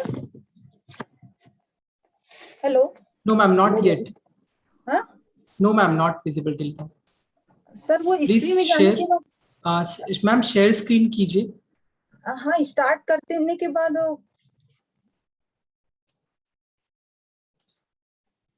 Ma'am जो आपके सामने green colour में share screen लिखा होगा वहां से आपको करना है.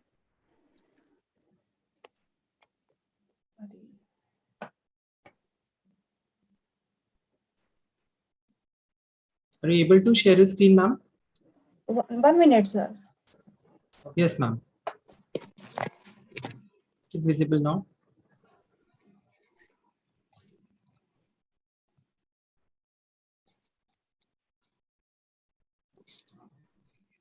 सर ये मैम जो मोबाइल के स्क्रीन है उसमें आप पीपीटी ऑन कर दीजिए ma'am.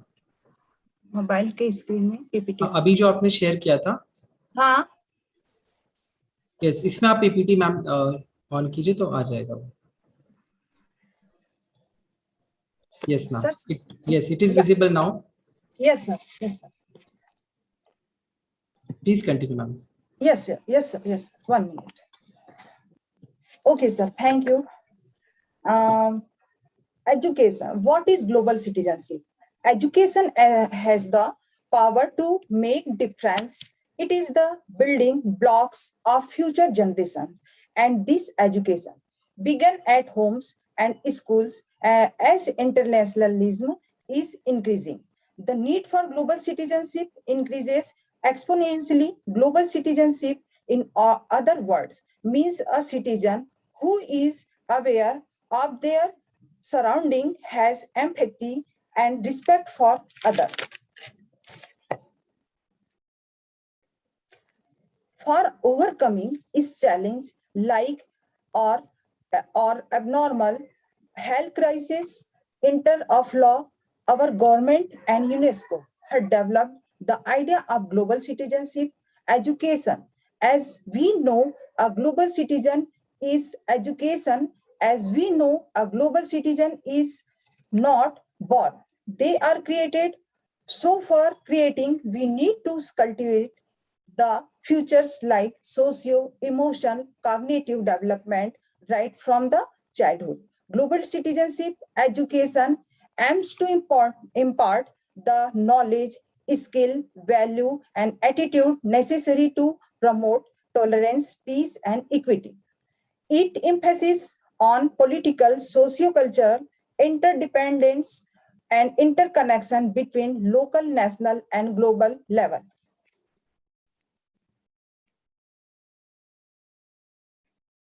As Vice Chancellor Dr. Aruna Palta ma'am mentioned before, and Kirti ma'am, we can understand the learning processes of GCED in the following manner. As you can see in the screen, first method is cognitive learning, getting to know, understand, and critically judge national and global issues. Socio-emotional learning is the second method in GCED learning, which, as the name suggests, means sharing values, empathy, and respect for each other. Third method is behavioral learning, which is most important. It involves acting effectively and responsibly locally. India education system make the student need for work and ace, which is good for globalization, but not in long term. It lack the system of cultivating moral and knowledge of school. To overcome this, interestingly, the government has launched effective policies in year 2020. But first is National Education Policy, which aims to provide education for everyone, irrespective of their socio-economic background. With the use increases in technology advancement in the field of research and innovation, government has launched science, technology, innovation policy, which open the door for youth involved in scientific endeavors. Since we all know and society, youth, and school are interconnected, let's see the advantage it provides. For youth, it gives them the voice and confidence to speak their concern, opinion with freedom. The school and organization help produce motivated and effective learners. With the democracy in succession, when given in right manner, produce a quality society which play an important role in democratic process.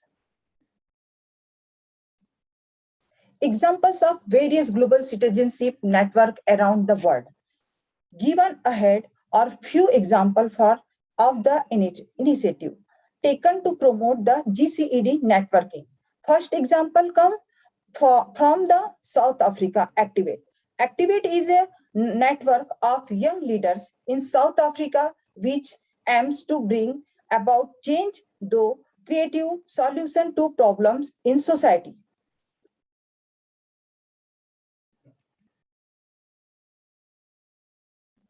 Second, England aims to show how the global dimension can be integrated in the school curriculum.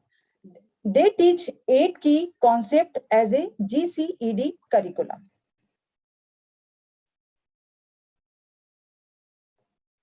The southern continent, Australia has an initiative known as High Resolvers. They aims to enable students to consider their personal role in developing their society as global community. High Resolves is a secondary school emotional initiative.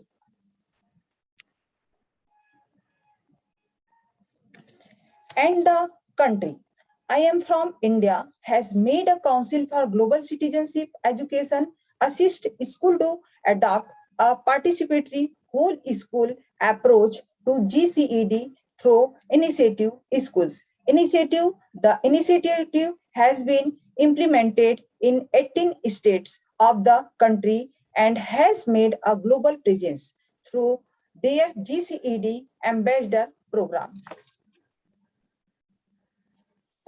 With this, I would like to end my presentation.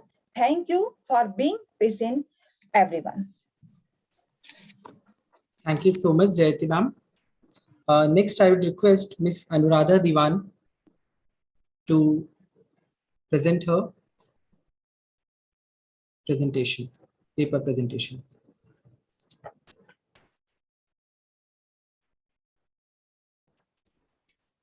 Am I audible, sir?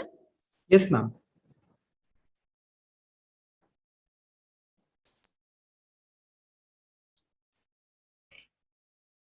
Just a minute, sir, please.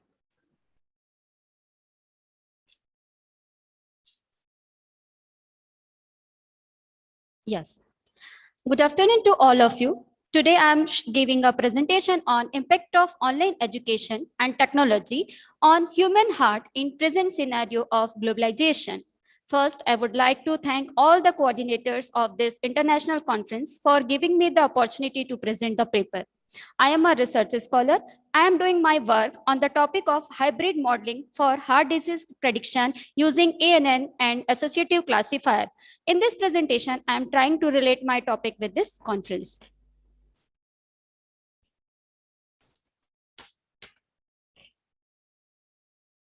These are the content which I am going to present here. The main objective of my presentation is explore the effort of the internet on human heart is present scenario of globalization. Every person is identified with his country. He is bounded by the geographical boundaries of his country. He can connect immediately with the other nation only and only through the digital platform. Today's time, COVID-19 has boosted the digital platform. A global or connected person is empathetic and semiotic because of face-to-face is not connected. So in this crucial time, we are spending more time in the internet. Therefore, internet is doing more damage to our heart. In the recent year, the use of internet has been gaining the worldwide opportunities and popularities. In this present time, the pandemic COVID-19 has forcefully shifted the mode of teaching and learning from only face-to-face mode to online mode, which is a new experience and practice for the many students and the teachers. The effective online education is depend upon well-designed course content, motivational interaction between the instructor and the learner, well-prepared and fully supported instructor, rapid advancement of the technologies. So why do we need the online education? So here it is to provide the opportunity and updating skills, improve the quality and existing educational structure, increase access to learning and training as a matter of equality, to improve the cost effectiveness of educational resources, and expand the capacity of education in the new subject areas, and balance inequality between the age group, deliver educational campaigning to specific target audience, and add an international dimensions to the education experience. There are so many drawback of online education is also here. So too much time is spent in front of a computer seen may be very harmful. So being the constantly online is the new reality, but the truth is that using the computer or a tablet all the time can cause poor vision, strain, injury, and the physical problems. The computer is a vital tools is in many different jobs. There is some problem and activities for the adults and the children. But long period of use. Sir, I think there is so much disturbance. But long period of using computer can increase your chance of developing an injury. Inappropriate computer use can cause muscles and joints pains, overuse injuries of the shoulder, arm, wrist, arm, and eyes strains.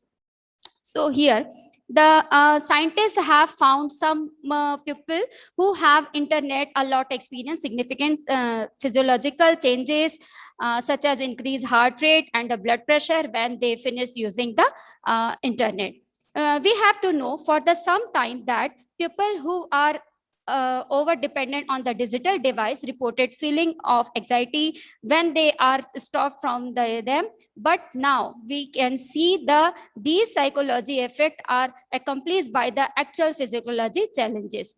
In one of the most important study involved 144 participants age group 18 to 33 years having their heart rate and blood pressure measured before and after brief internet session. It means the classroom study. Their anxiety and their self-reported internet addiction were also assessed. The result shows increase in the physiology arousals and the terminating the internet session for those with the problematic higher internet uses. These increase the internet rate, the heart rate and the blood pressure were represented by increase the feeling of anxiety. However, there were no such changes for participants who reported no internet uses problem. So the too much using the computer can lead to the different risk and can affect our lives to change into the worst. The people who are attached with the machinery and developing the kind of addiction which is commonly called computer addiction. People who spend the exercise amount of time in the front of a screen are more likely to suffer from heart related problem. So after that, we have to take the precaution of online education. The report advised anyone who sit on their computer for the extended period of time to take the break for a brief walk every 20 minutes. In other words, the key of reducing risk is to break up the time spent being the sedentary with the periodic exercise rather than just sitting aside a later block of time in the day of the exercise. However, specific program, video games, and the other online tools may provide the mental exercise that activate natural circulatory, improve the cognitive functionality, reduce anxiety, increase restful sleep, and offer other brain and heart-related benefits. So the conclusion, on the one hand, while we are connecting the global people, the country is connecting with the abroad using the internet in the large quantities. On the other hand, this internet is becoming physically, mentally, and emotionally weak. Using the internet is causing us variety of disease, of which heart disease is the most common disease. So to avoid it, we have to maintain the proper balance between the studies and our health. At the heart disease, patients are increasingly every year. Huge amount of medical data is available for the heart disease. So we should balance with the different study pattern. So in this study, our aim was heart disease prediction when we are using technology for improvement of our education. So thank you. And these are the references which I am using. Thank you. Thank you so much. Thank you so much, ma'am, for this presentation. Moving forward, I invite Ms. Mohini Malewar, Assistant Professor from the Department of English, Maharaja Agrawal International College, to present a brief report on today's session 1. Thank you so much, Ujjwal sir. Am I audible? Yes, ma'am. Today's session on the topic, the inevitability of global citizenship education in the present scenario, started with an inaugural session wherein we had Dr. Arun Kumar Dubey sir. He welcomed the participants. Principal MAC, Dr. Jyoti Janswami ji. She welcomed the participants and the speakers. Subsequently, we started with session 1 of the schedule, wherein the keynote speaker was Dr. Aruna Palta ma'am, Vice Chancellor, Hemchand Yadav University, Durg. Madam gave in a brief introduction regarding the concepts of global citizenship, social justice, and her examples related to Nelson Mandela have definitely proven to be an eye-opener during the session. Followed by this, we had the lecture of keynote speaker, Professor M.A. Kader from NCERT, New Delhi. Sir's experience definitely caused an enlightening makeover in today's particular session. Sir spoke about wonderful illustrations of human virtues using a story as an example. The differentiation based on religion and how as human beings, we need to stay connected emotionally and socially. Sir also talked about the environment awareness, which was a concept that was analyzed some years back, and how it has aroused the inquisitiveness of almost everybody in the present scenario. We found that Professor Kader sir had spoken about the various concepts of digitalization today, and he listed down the drawbacks also of the technological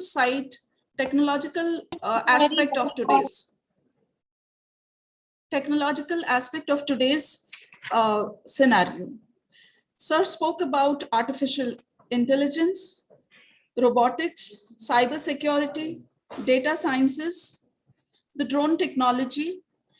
He illustrated to us how we have no substitutes and how we have to go ahead without any other option. We have to continue our work in a way that we are so much relied upon the technological aspects, but how these inborn technological gadgets have an effect that cause massive destruction.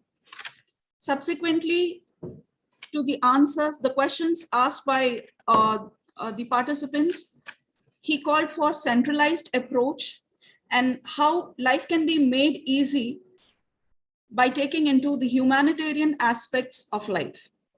His example of a person who's trying to mount a hill, of his perception during the climbing and then getting down from the hill, is definitely very thought-provoking. This was a summary of Professor Kader's presentation.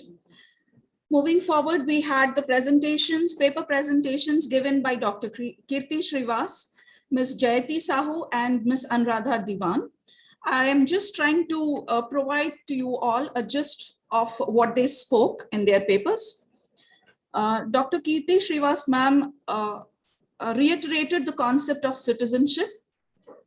She tried to preach about how to respect the diversity and solidarity of various individuals, the humanitarian aspect which she tried to emphasize, and the impact of globalization is what she tried to reiterate. She also enlisted the perspective amongst the youth, how the perception of the youth can be transformed with the help of globalization. Secondly, we had Ms. Jayati Sahu. Madam spoke regarding the concept of global citizenship. She listed down the benefits of education being made global. She reiterated the concepts that were spoken by Aruna Palta madam of cognitive learning, socio-emotional learning, and behavioral learning.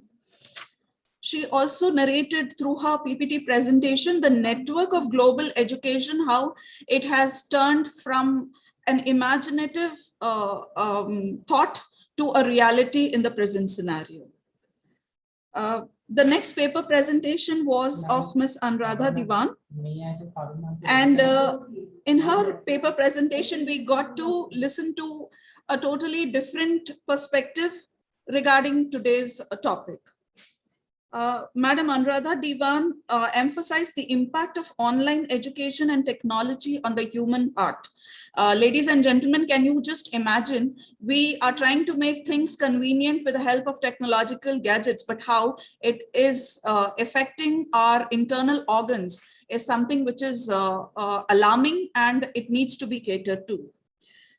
Madam Anuradha Diwan tried to explore the concepts of how the students who are going about with online learning, how they happen to face illnesses, and how the need for online education has become mandatory. She's also enlisted the drawbacks of online education, the concept of computer addiction, and how the impact goes about on the human heart due to these processes, the entire process causing damage to vital organs and prominently the human heart. So this is something which is thought-provoking, and this is a very different approach towards this topic. I feel I have summarized all speakers today, their presentations today. I thank you for patiently listening to me, and I'll continue the session. I request Ujjwal sir to please continue. Thank you. Thank you so much, ma'am, for this brief report here. Moving to the next session, where we have completed with the session 1. Now moving to the next session, that is session 2 for this day 2 of international conference. In this session, we'll have a lecture by our keynote speaker of second session, Sri Harendra Singh Jodha sir, who is a lecturer of Department of Science, CHSA, Harrow, London, followed by again 3 paper presentation and question and answer sessions. Now, I take the opportunity to present the introduction of our keynote speaker of the second session, Sri Harendra Singh Jodha, who is a British educationist, writer, and the presenter of Themes Speaks on Sky TV 711. He was graduated from Regional Institute of Education, Ajmer, and did his master's in chemistry from Udaipur. He did his second master's in education from Hertfordshire University. He has worked in Kent, Northwood, and Harrow since 2007. He served as an associate head of sixth form and AH of chemistry. His role was to mentor and train NQT and PGCE students from Institute of Education and other London universities. He played an important role to connect his students with UCL lectures, Royal Society of Chemistry, NHS, BP, Sky Skills Studio, Oxford University, Chemistry Department, Chemistry Olympiad, Guardians News Center, and UCAS activities. Presently, Mr. Jodha is working with Chrysalis Multi-Academy Trust in Harrow, where he is involved with innovative ideas in the classroom, safeguarding at the school, raising attainments of the pupils, CPD on thinking outside the box, and special needs. His chemistry lessons were also featured on AQA exam board. We heartily welcome you, sir.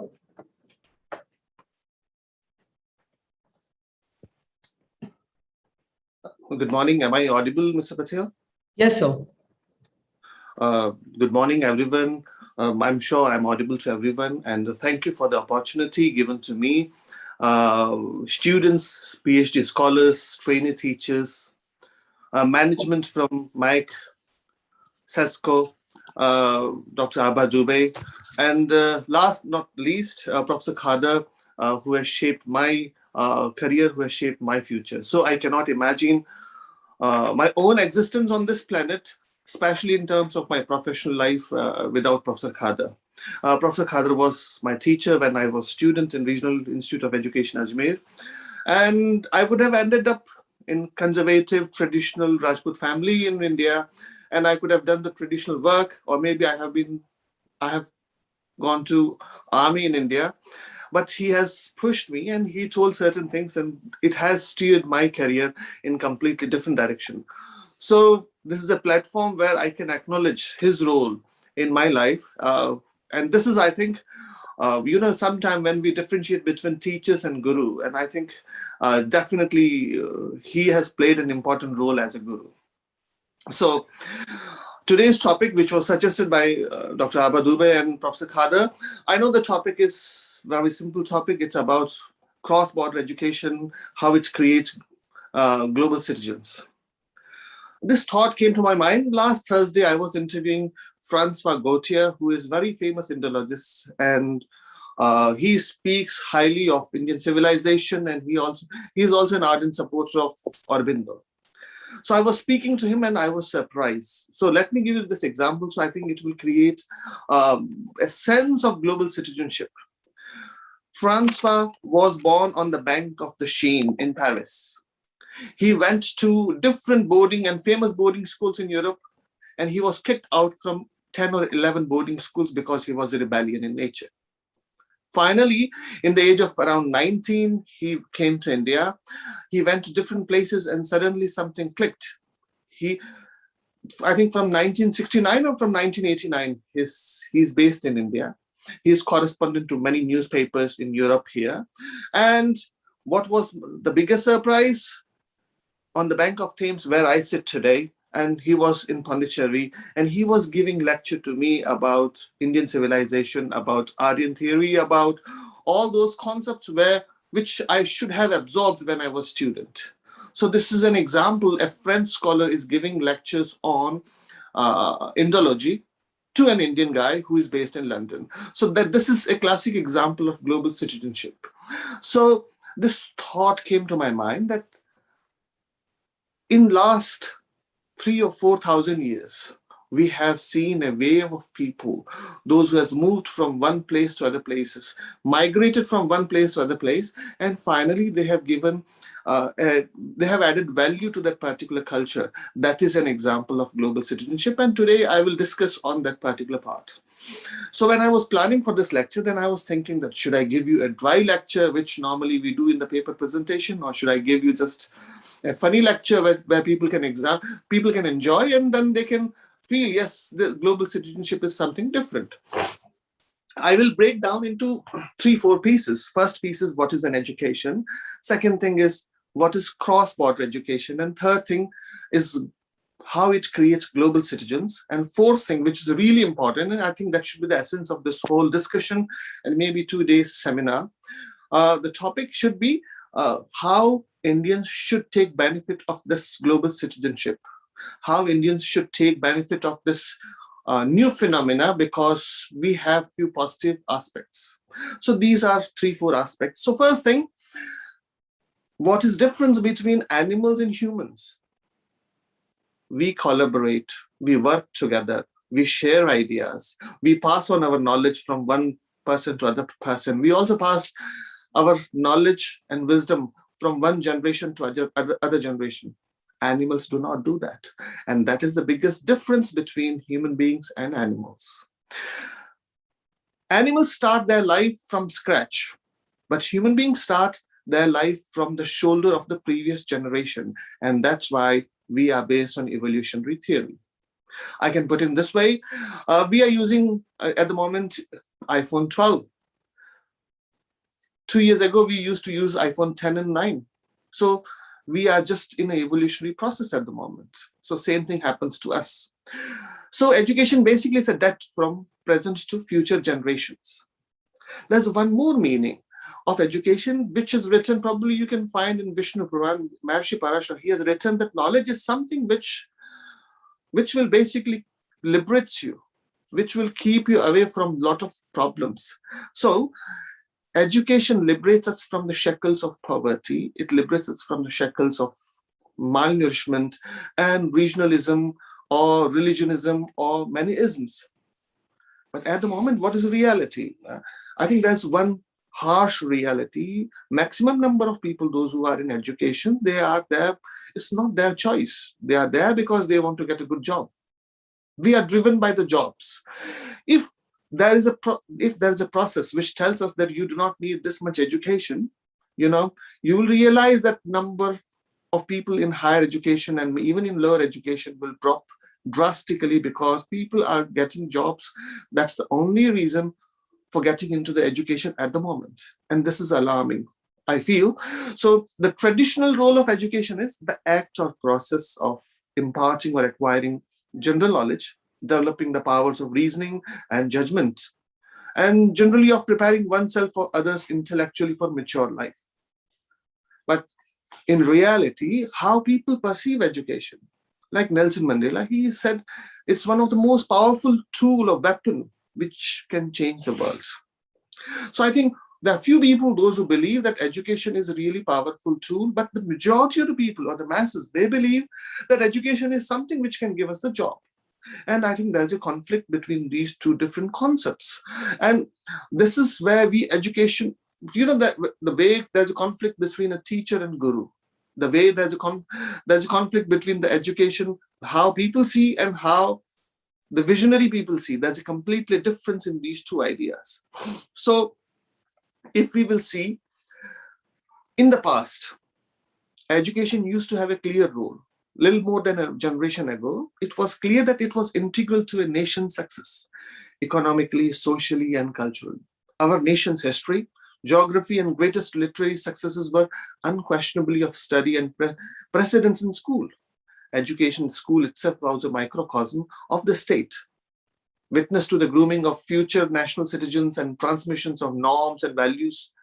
However, our world today, it is changing. We are going for the globalization.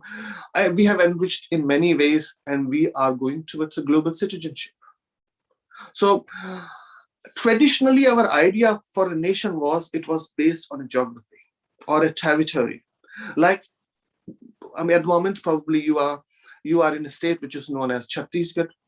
It didn't exist. I think 20, 30 years ago, there was no state which was called Chhattisgarh. You are from India. I know territorially it existed thousands of years ago, but territories has changed. So I can put in this way that territories has changed, but our sense of shared history, significant events or famous figures, or even we also assume, as an Indian, we also assume that we have a common origin and common destiny. So it has shaped and changed our thinking process, and this is what we transfer in education. This is traditional method. So this is very powerful method, and it has also, because of the strong bond between us and the territory and all these common goals. Sometimes as a nation, we fight a war against other nations because we want to keep our identity intact. So you can see in the past, a lot of things has happened in the name of ethnicity, or maybe in the name of nations or regionalism and other aspects. But what exactly the education has changed in the age of globalization, especially in India, if I'm talking about after P.V. Narasimha Rao and Manmohan Singh era, when India has liberated its economy, the world has changed. People, those who were in 70s and 80s in professional career, or maybe those who were in 90s, they have seen a sea change or a huge change in India. I'm not saying this is just because of economy, but it has opened up socially, culturally, and morally, ethnically, or in each and every aspect, we have changed a lot. So I can put in this way, in today's India, it's not just a geographic term. I think it's just beyond the borders now. I was listening certain pieces and someone mentioned that online classes. I can see clearly that students, those who are in London, they have a tutors, they are based in small town and small village in India. They're tutored by those teachers, those who are based in India.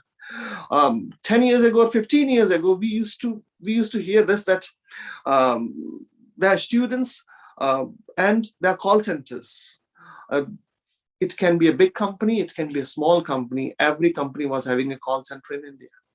So things are changing. Everything is becoming online. The way 5G will come in India, I feel that at some point, I think villages of the India will be the best beneficiary from that globalization, because if you're working even in Deutsche Bank, or if you're working in a different organization, you can stay in your village, you can enjoy the 5G, and you can work from home. And that type of life is going to happen. I think this is a new world and we must think about this. But before I will come to the cross-border education, I will definitely quote Aristotle, who has mentioned, educating the mind without educating the heart is no education at all. So up to this point, what we have done, we try to educate people in terms of literacy and numeracy. We never thought that we had to teach, we have to touch those human lives and we have to touch those hearts. I think maybe at some point, we will start thinking about this particular point. This was first aspect about education, that how education played an important role in the past, how it has changed in last 30, 40 or 50 years because of globalization. But what is cross-border education? If as a layman, if I'm thinking about cross-border education, then I can see clearly few basic things. There are millions of students, those who are going abroad. I think South Asia has got the highest number of students, those who go abroad for education. Those students will be from India, China, Pakistan and Bangladesh, but India gives a huge number of students. You may have read stories about students in Australia, New Zealand, Canada, England, Germany, and US. These 5-6 places are top hub, but even the previous USSR, now Uzbekistan and Russian countries, you will notice hundreds of people every year they go there because they want to get a medicine degree from those places. So that is a cross-border education when students go out to take education. What else it can be? Even teachers can go out. I can see that hundreds of teachers from India in different places of the world. I don't remember, but I think maybe in 2010 or 11 probably, we proposed that India should export teachers. We have a huge number of students, those who do B.Ed courses. Now there's a 4-year B.Ed and there's a 2-year B.Ed courses. And India can easily export those students because I can put in this way, there's one reason behind that. India can export because of our language. We have an edge. Proudly I speak Rajasthani or Marwari at home. I speak Hindi with my friends, but when I go to the work, I have to speak English. So as an Indian, I have a choice that I can speak 3 or 4 languages. And proficiency in English has given an edge to our skills. And because of those skills, we are very much acceptable in different places in the world. Like in Middle East, if you'll go to all the international schools, Indians are there. If you will go to Singapore or Hong Kong, in schools, Indians are there. If you will go to, especially in Europe, I think probably mostly in England, there are a lot of teachers, they are from India. And I can see now there's a trend in US also, a lot of people, they want to become teachers in US also. So India can be a center for the export of global teachers. In 2010 or 11, when we proposed, I remember that time the present Prime Minister Modi, he was Chief Minister of Gujarat and he wanted to start a flagship program so that they can export teachers from India to abroad. I'm not sure what is the position of that particular project, but yes, there was a project announced and there was a work on the ground in one university in Gujarat somewhere. I can give you a second example. It's about nursing. Thousands and thousands of nurses are taking flights every year from India to different parts of the world. They go to Singapore, they go to Hong Kong, they go to Europe, and they come to England. That's one reason. There's a better life. They learn better things. So do you think this is just an economic migration? I really do not see this as an economic migration. I just see this is also a cultural, social, and moral migration also, because when people come here, when they go to different places, they add value. I'm bluntly, I can tell you that when Indian people came to England in the beginning, British people used to hate them because they used to feel that we used to eat strong spices. So we smell with curries. And British people were not aware of this fragrance of the curry. In their eyes, it was just a smell of the curry. But you will not believe. Today, curry is the national dish of England. In every nook and corner, you will find a shop where everyone enjoyed the curry. And even it was discussed and debated in the parliament. And curry and chicken tikka masala are one of the favorite food of England today. So what is that reason? This is because this is an example of global citizenship. I will give you a few other examples of global citizenship. Hopefully it will help us. Those students, those who are based in India, are they getting this exposure?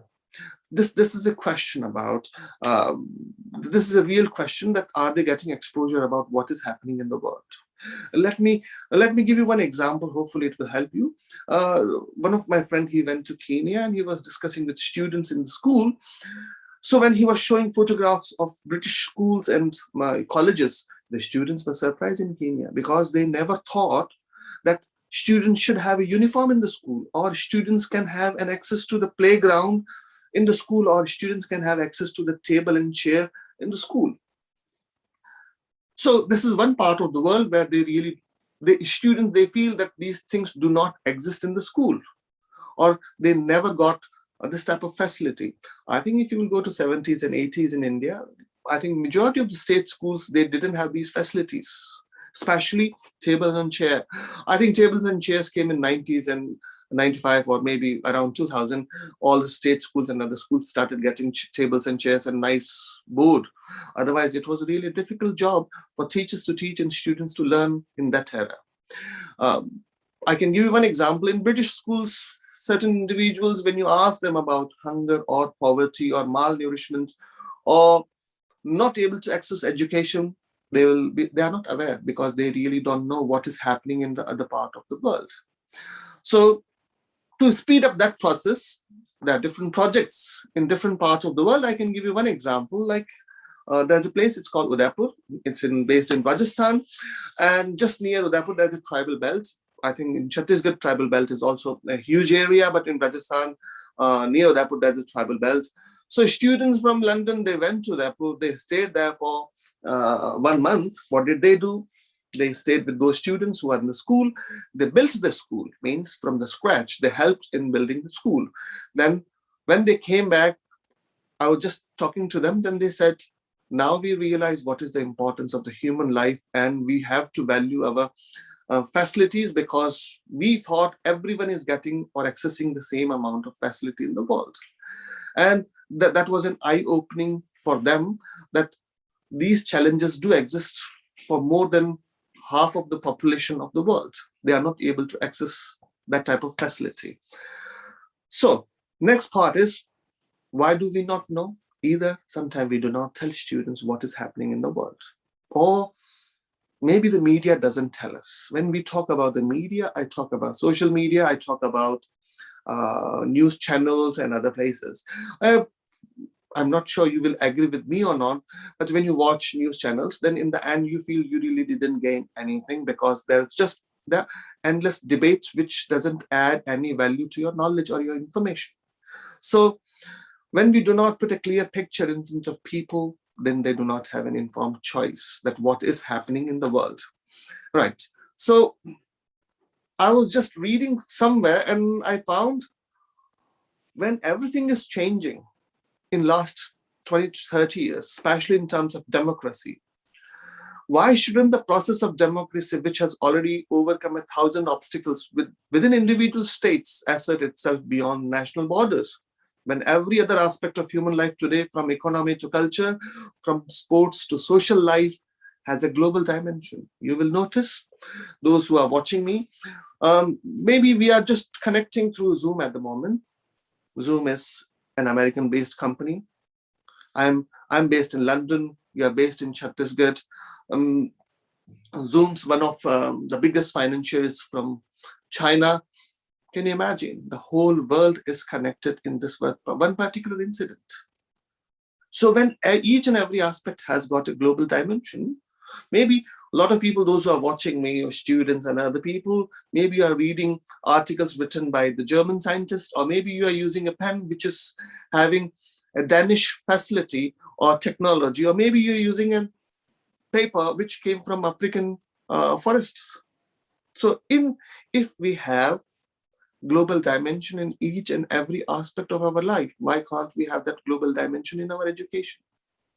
So we shouldn't restrict it, we should open it up. So if someone will ask what is global citizenship or how it works, then Susie has written in one of her book that the human body resonates at the same frequency as Mother Earth. I'm using this terminology because in India, we can easily connect ourselves with the Mother Earth because from the beginning of the civilization, we are very close to the Mother Earth. We worship each and every part of Mother Earth. So that's why I'm using this particular analogy, that the human body resonates at the same frequency as Mother Earth. So instead of only focusing on trying to save the Earth, which operates in congruence to our vibrations, I think it is more important to be one with each other. If you really want to remedy the Earth, we have to mend mankind. And to unite mankind, we heal the Earth.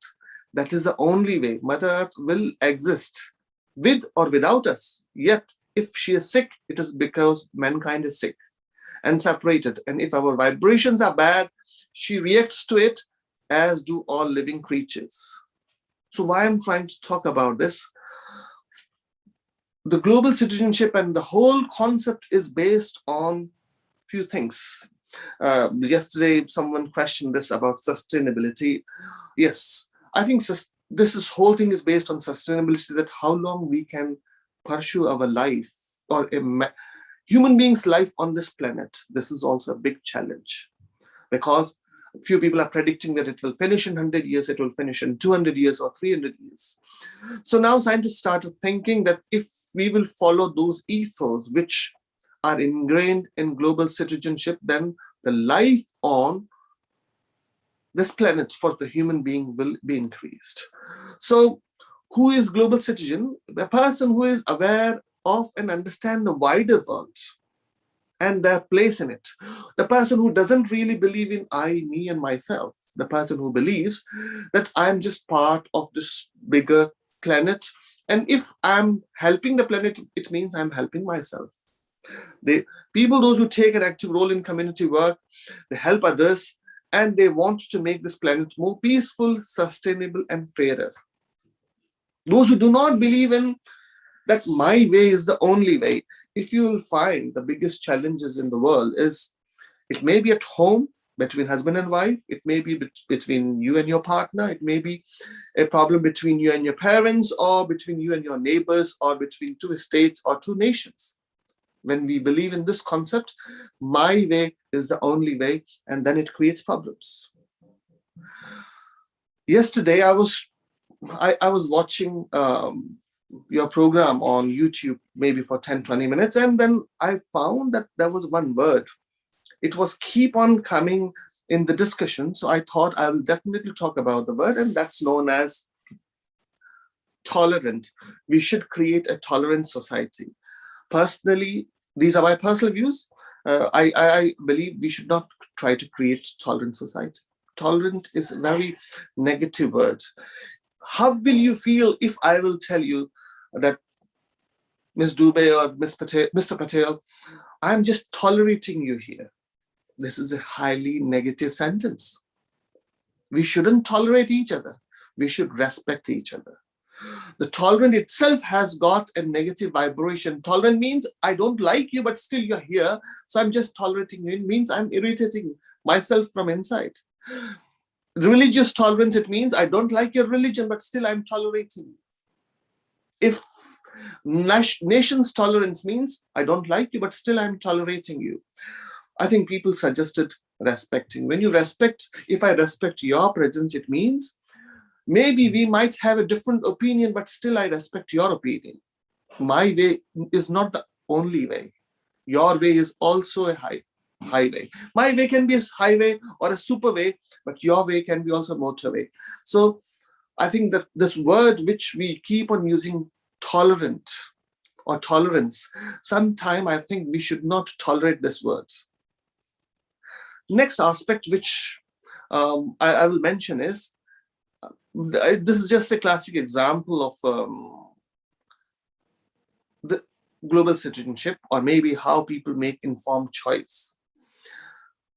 In curriculum in England, I have seen when students, when they go to school, they have a separate lesson about religious education. When they learn about religious education, then every student should learn about every religion. It means they will learn the basic things about Hinduism, Islam, Christianity, Jainism, Sikhism, Judaism, or Jewish people, or maybe Parsis, or which are not, they are known as Zoroastrians. So they should know all those basic things about all these different religions. What is the reason behind it? Students in the age, when they are in teenage, when they learn few basic things about all these religions, they have an informed choice. So in future, because of this informed choice, they do one simple thing. They will not disrespect other people's religion because they know the reasons behind it. They will not convert into a troll army. They will not convert into negative people, and they are not going to spread negativity about other people because they respect the values of other religions. And so these are the basic things which we can discuss in this particular thing, that in global citizenship, we have to focus on one aspect that's called informed choice. Next aspect is, if you will see in recent world, then Oxfam has given few ideas about global citizenship, that the people, those who are aware of wider world, those who are having sense of their own role as a world citizens, those who respect and value diversity. India is lucky because it's not just diverse, it's called pluralism also. I think it's ingrained, it's in our DNA. Next aspect is, we have understanding of culturally, socially, economically, morally, technically, and environmentally. When we feel agony about social injustice, when we participate in the community and from local to global communities, and we can take responsibility for our own actions. And these are the few characters of global citizens. Let me tell you a few more things which are examples of global citizenship and those who have done an amazing job. Gandhiji was educated in UK in that era. He went to Africa for his practice. Then he came to India. Can you imagine Gandhi's role in the formation of India? Or maybe how relevant his ideas are in the world today. Pandit Nehru, India's first Prime Minister, who has shaped the first 50 years of India's destiny. He was educated just around the corner. It's not so far from my place. If I go out, I can see the place where he was educated. Madan Lal Dhingra was also Madan Lal Dhingra, he was student here. Satya Nadella, probably you know, he is in a top position. He is also a global citizen from India. Sundar Pichai, he is also a global citizen. If I'm talking about Ireland, probably you might have known that the two different islands. One is Republic of Ireland, and if you'll Google about Prime Minister of Republic of Ireland, he is from Maharashtra. Yesterday I was watching news, and one of my known person, and he is also a minister in UK. He was visiting India and he was meeting Indian counterparts. Can you imagine two ministers? One is from UK, one is from India. They are meeting and they are negotiating about the international trade, and both are from Indian origin. The person from the Indian minister is Bhupendra Yadav, and the person who went from here, from Reading, he's an MP from Reading. His name was Alok Sharma. So he is also a global citizen. I can give you example of different people, but let me just tell you a few more things. Probably I will share one interesting story with you. I'm sure a lot of people, they might have heard of it, but this is also an example of global citizenship and how Indians and other people, they have shaped the world, and we can quickly convert into global citizenship. This is an example. There was one person, he was working, maybe he was running a small shop or something, and in the age of around 54 or 59, probably he just took retirement. And at some point, he was devotee of Lord Krishna. So in the age of around 64 to 65, he left India. So that's an age when people go to Vanprastha or sannyas ashram. So he left India in a container ship. He went to America. He went to America, and within 1 year or 2 years, he built more than 100 temples. Maybe he converted 5,000 to 10,000 people, those who follow him. And maybe within the next three years, means around the age of 69, he did all these things. Means his age was around 65 to 70, and he was like oldest entrepreneur in the world. That's a live example. So when he did this particular part, I can just put in this way. He did all these changes, and that particular change has swept the whole Europe, America, Canada, and now it is sweeping in India. Probably you should know. He was the founder of ISKCON, Srila Prabhupada. And this is what he has done in the age of 65 or 69 probably. But even when younger people like me, those who are in 30s or 40s, they also feel now we have passed the time, we are not able to do this. But his vision was just global. So in the similar way, sometime that we should believe that when we go out, when we learn new ideas, we are adaptable. We learn new methods. And this is how, if you will see outside the world, especially outside the India, you will notice one thing. They see India as a soft power. Soft power means India has given them yoga. India has given them Ayurveda. India has given them lifestyle. India has given them maybe joint families. Definitely, we are losing all these things, but still people, those who are in the West and even in the broader West, they are adopting those ideas. There's one painting. It's in the Westminster, which is called Mother of Democracy. In that painting, Sir Thomas Roe, he went to India in 16th, 17th century when Jahangir was the Mughal emperor. And he wanted to take the permission from the Jahangir that can you give permission to us so that we can do business with you. And he was envoy of king, but he was also working on behalf of East India Company. So he got that permission, and that was the fate-changing moment for India. So I have seen that painting many a times. So he was also like a global citizen. Probably those who are students from history, they might have heard about Megasthenes, who was a Greek guy, and he went to Kerala, I think in BC 302, before Christ. So he went to Kerala 2,300 years ago, and he has explained everything. Everyone, those who has done their schooling in India, they might have heard about Fayan also, that how when he came around 4th or 5th century. They have written a lot. And what did they absorb? We can read today. Marco Polo was there, Al-Biruni was there. And if I will, last not the least, but I can put in this way, William Hawkins and Roma Roland. These were the people, those who came and absorbed the culture.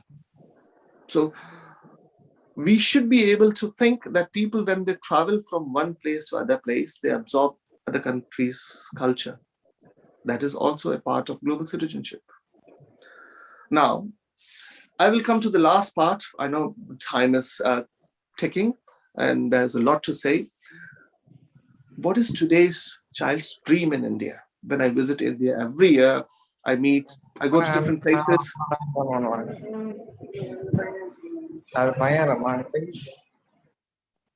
Mr. Patel, am I audible now? Yes, sir. Say Okay. loud and clear, sir. Okay. So what is today's child's dream in India? I think maybe I may not be wrong, but I talked to a lot of people and they discuss 2-3 things. A lot of students, thousands of students in school, they want to go to finish school, means they want to go to Finland for schooling. They want to have British boarding schools. They want to go to American graduation schemes, and they want to take a global master's degree. If you will see the data, Indians are, I think after Chinese, I think Indians are the highest number of people, those who go out for education at all the levels. Number of students in schools and colleges and university, it has increased. But how can we do that? There are a few things which I'll quickly mention. Current political shift in the form of increasing populism it can be resurgence of nationalism or structural racism, and the pandemic are altering global politics environment. And because of this, the schooling or the education has become internationalizing. So if you will see the schools, those who target especially South Asian market, because they want to bring them here and they want to teach them, that's a global education. Accreditations, Edexcel is an exam board. Probably those who are attached with school education, they know what is the role of Edexcel. AQ exam board is there. International Baccalaureate is there. But one more thing which I have seen in last 6 months or 1 year, a lot of famous schools, they have opened online schools. So if a student who is based in Chhattisgarh, in a small place, and if you want to get an education from Harrow School, very popular school in London, he can enroll himself in an online course and he will be educated there. If I'm talking about higher educations, I can put in this way. I have seen every year Chevening Scholarship. Means Chevening Scholarship, maybe those who are listening to me, they can Google it, and I always advise them. It's a scholarship provided by the British government. Students can come to UK in the top universities, I mean London School of Economics or Brighton, Sussex or UCL. They can study there. British government will give them funds. Not only for their education, they will also give funds so they can easily sustain and retain in UK. And every year, I think more than 100 or 150 students from India, they come and they join. Second thing is, British Council gives a lot of scholarships. Microsoft, Bill Gates Foundation gives a lot of scholarships and students come in King's College here. And I think I have seen every year 5 to 10 students from Gates Foundation, and they come from remote areas, especially even tribal belt of India, Chhattisgarh, Hyderabad, or Andhra Pradesh, Telangana. From tribal belt, I have seen a lot of students, those who are on Bill Gates Foundation. You can see Center of Excellence, Network and Capacity Building in Higher Education projects. You can also see there are a lot of different projects which are between India and different places. So those who are listening and watching, I think what they need to do, if you are a student, you should try to explore these ideas. It's free. If I can give an example, in Germany, education is free. If you can learn a bit German education, bit German language, you can easily get admission in a good university in Germany. So those who are watching me, or those who want to do something, they can do 2 things. Either they can apply for themselves, it's never too late, or they can also pass this information to their students. So at least they will be benefited, because all these things are free. Like, as I said earlier, like there's one bright career, it's known as nursing. In nursing, even if there are 1,000 students per month, I have friends, those who recruit for National Health System in UK, they can easily recruit them. It's free of cost. They do not need to pay any money. So this is an easy aspect. So people can easily move from India to UK. These are methods and they can use it. I can also give you a few examples. Hopefully time will permit. One of my friend, he has written, who is the best? So of all nations on earth, no nation is the best. Of all religions on earth, no religion is the best. Of all cultures on earth, no culture is the best. Of all colors on earth, no color is the best. Of all genders on earth, no gender is the best. Of all philosophies on earth, no philosophy is the best. The world is diverse for us to be strong. By walking together, we will fly high and long. So the message which I really want to give is, if we believe in diversity, if we not tolerate, if we respect the diversity, if we enjoy the diversity, then we will walk and we will go for longer.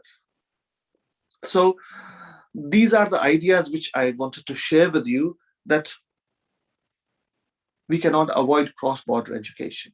What we can do, we can take benefit of that cross-border education so we can become a global citizen. So not only for us, for our next generation, they can see the new world and they can bring those ideas. They can go back to India, or they can stay wherever they want, and at least they can share those ideas and they can enjoy with those ideas. I'll take your permission. Thank you for giving this opportunity. I'm not sure how clear I was, but I tried my best to convey my message, what exactly I think. And as I said earlier, Professor Khader, he was a real guru, and may you all achieve similar type of guru in your life. This is what I can say. If there's any question, please feel free to ask. Or in the end, I can put in this way. Maybe I will share my email address in the group. So if you have any question about anything, please feel free to email me. I will definitely respond at some point.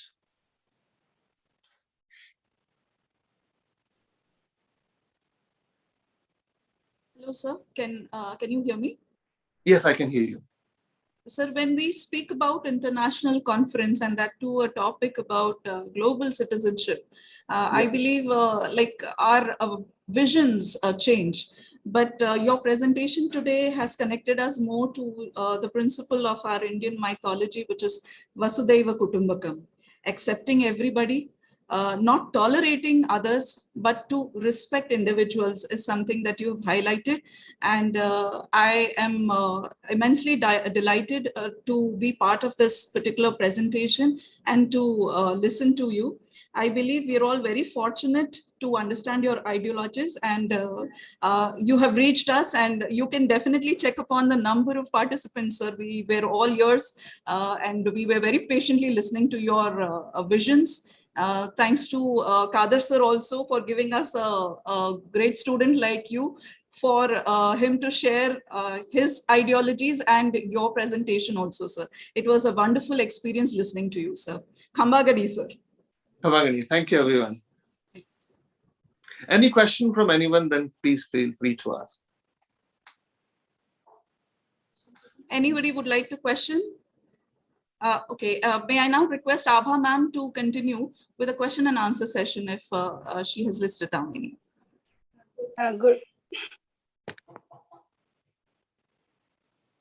Good morning, sir. Good morning. Thank you, sir. Thank you. You are the part of this international conference, and we are privileged to have you in this conference. And Khader sir, lecture was superb, and we all have learned so many things from both of you. We say, Khader sir also said, Gurur Brahma, Gurur Vishnu, Gurur Devu Maheshwara. So Khader sir is, as you said, that there is a difference between teachers and the guru, and you also bless us that we also get this type of guru, and we are on the path of searching, and we are accessing this type of gurus in our life. And we have also delighted to know about your ideology and your views on global citizenship education and creating the global people or global being. So there is one question: what is the role of religion in creating global citizenship or global consciousness among the people? Different roles of religion. Thank you, Abhaji, for your question. I think there are 2-3 things which I will share clearly. First thing, if you're asking this question about religion in Indian context, then I will avoid using word religion. This is too constrict. I will use word which is known as dharma. So when I feel or when I think about dharma, then I think dharma is also a journey when you really want to know the truth. That is journey. What is science? Science is also a journey to know the truth. I'm a chemistry teacher. So 100 years ago, we used to believe that the smallest particle is called atom and we can't break it. Atom means we can't break it. After 40 years, we changed. We said, no, there's a proton and electron. Then we realized, oh no, my God, there's one more particle which is known as neutron. When I was a student, then I realized, no, we have positron and zitron and few other particles in the atom. So what we know today, that is today's truth. What are we going to learn after 20 years or 30 years? That's tomorrow's truth. So I'm happy in today's truth. In 150 years ago, if you will see the periodic table, there were few elements. But if you will see after 20 years, maybe you will find more than 150 elements. Who knows? We really don't know. So science is a journey. Science gives us freedom that we can discard the old thing and we can adopt a new thing. We have discarded Nokia 3310. We loved it. Now we love iPhone 12. We discarded iPhone 7 or 8 because we are jealous of our colleague because she has got iPhone 12. So we want to buy iPhone 12. That's a human nature. So in the same way, we have that liberty in science. We do not have that liberty in religion. In religion, everything is fixed. It's based on particular books. So whatever is written in the books, we cannot change it. So we have to follow it. We cannot change it. But when I use word dharma, I believe in evolution. I believe how our thoughts has changed. If you think about even dharma in India, it has changed in last 3,000 or 4,000 years. Once upon a time, we used to worship all those 5 basic elements. And then we started worshipping Indra and Varuna and all those devatas. Then we started worshipping, even in Bhakti Andolan, and we started worshipping Lord Rama and Lord Krishna. So nowadays, if you'll see in last 20 years, we started worshipping Sai Baba. So we are changing. It's an evolution process. If I shouldn't say, but when Charles Darwin, when he put his evolutionary theory, if you'll match with the Dashavatars of Dharma, you will see there's a similarity. It believes what was the last avatar, like Ram, which we call a complete man, isn't it? And then Krishna, a cunning man. This is how we are in. But what is the next avatar? So this is how once upon a time, scientists also believed we were just like, first of all, we were just like fish. Then we were like turtles, isn't it? So that is also an evolutionary theory. When Charles Darwin put this evolutionary theory, he was banned. You should read that story. You will realize how much religion has caused damage. So dharma is also a journey. If anyone came and gave their concept, we accepted it. That is called dharma. Lord Buddha came and he basically democratized the whole religion, that everyone can have their own journey. Hermann Hesse is a very famous writer, German writer. He wrote books called Siddhartha. And he said that it's an individual journey and we cannot share our experience to other people. So this is also an accept. Even we have accepted Charvak. Charvak mentioned clearly, जब तक जियो सुख से जियो, उधार लो और घी पियो.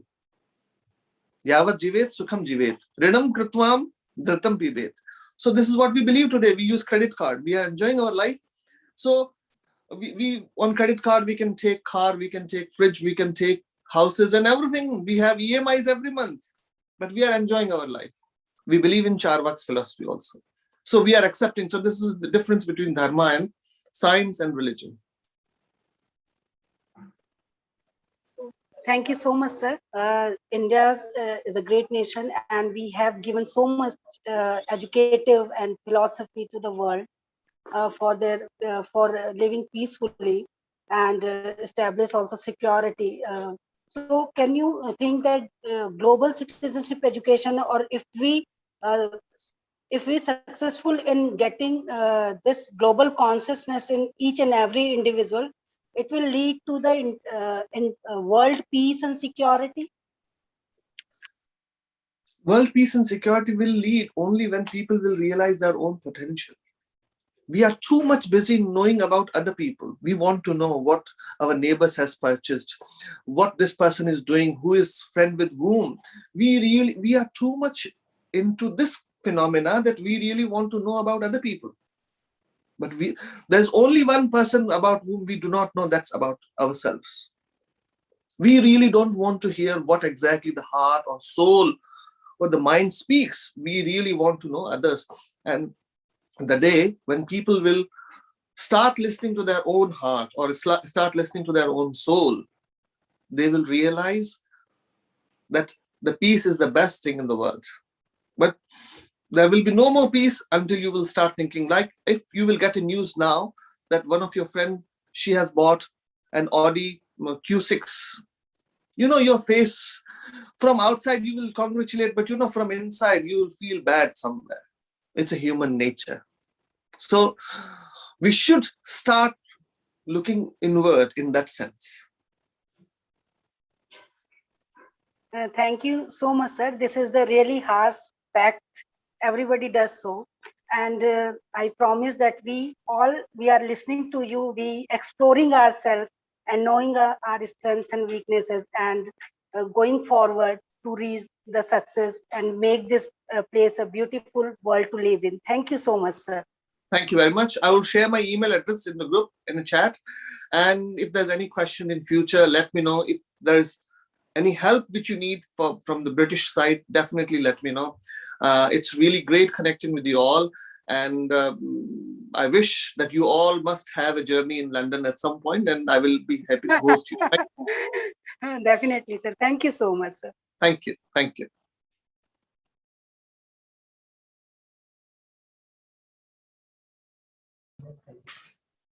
We have now completed the keynote speaker's address, and in the next segment of this session, we have paper presentations to be done. The first paper presentation is by Ms. Sushma. Madam Sushma, are you ready with your paper, please?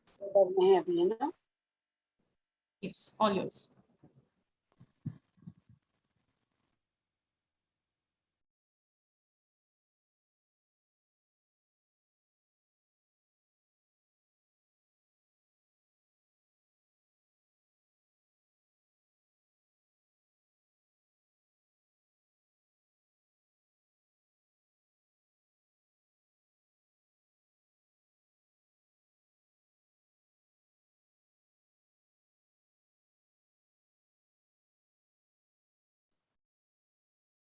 Madam Sushma, please unmute. Am I audible, ma'am? Yes, yes, loud and clear, ma'am. And my screen is visible? Yes, yes, you're visible. Okay, ma'am. And you're audible. First of all, good afternoon to all the respected dignitaries, organizing committee, and all members. Thank you so much for giving me the opportunity to paper presentation. I'm Sushma, and I'm doing PhD in education in Guru Gobind Singh Indraprasth University, Dwarka, New Delhi, under the supervision of Professor Sarosh Sharma and the co-supervision of Shalini Yadava. My topic is role of technology and digitalization for global citizenship education. The UNESCO idea of global citizenship education aims to empower the learners and skills and values that learners require to guarantee a more fair, peaceful, tolerant, inclusive, secure, and sustainable world. A global citizen is someone who is conscious of and recognizes their place in a larger world. They are engaged members of their communities and work together to make the entire world a more equitable, fair, and sustainable. This paper explores the role of digital technologies in global citizenship education and the advantages, challenges of using digital technologies for global citizenship education through study and analyze the previous literature.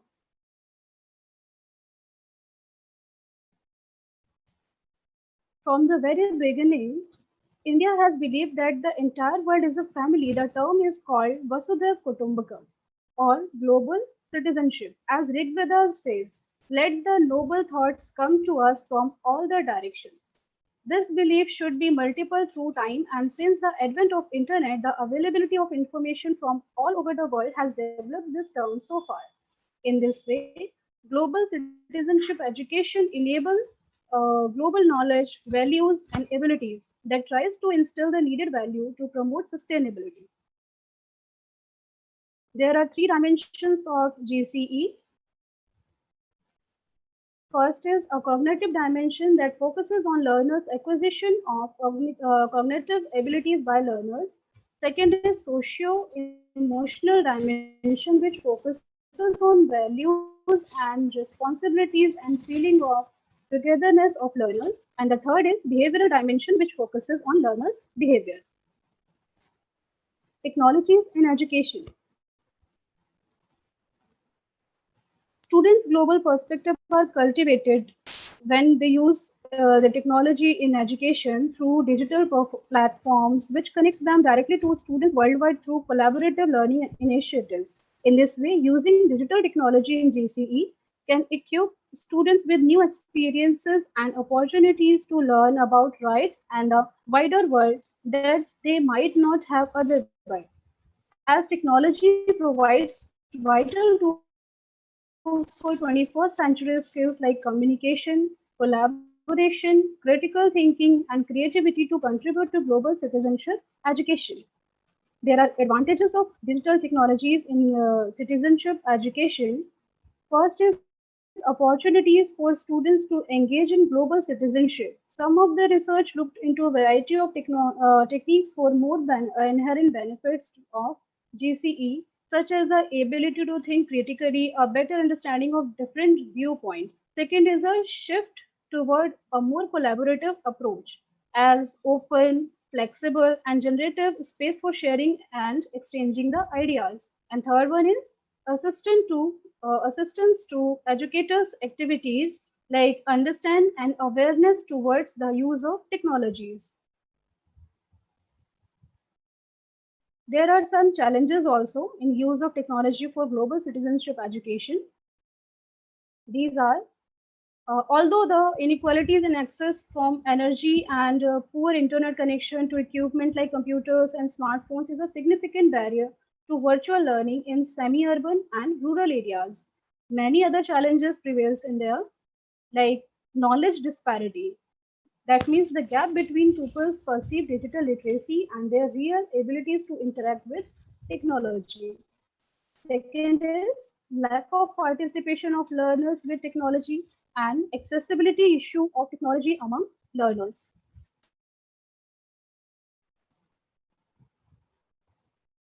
So in summary, we can say digital technology has been adopted and widely accepted, deployed and implemented by educators and students. There are many advantages and many challenges are also there. But if government continue online education without taking the appropriate steps, the current inequality in the virtual world could transfer into growing educational inequities among students. So, stable policy frameworks with robust quality standards can be used to combat electricity and technological issues. And also, concerns raises about teachers' technical skills and abilities as well as the available and accessible support. Therefore, the educators should be much capable of dealing with the technical technology in education. Thank you so much. Thank you, Sushma ma'am. The next paper presentation is by Ms. Parul Rajvanshi. Ma'am, can we have your presentation, please?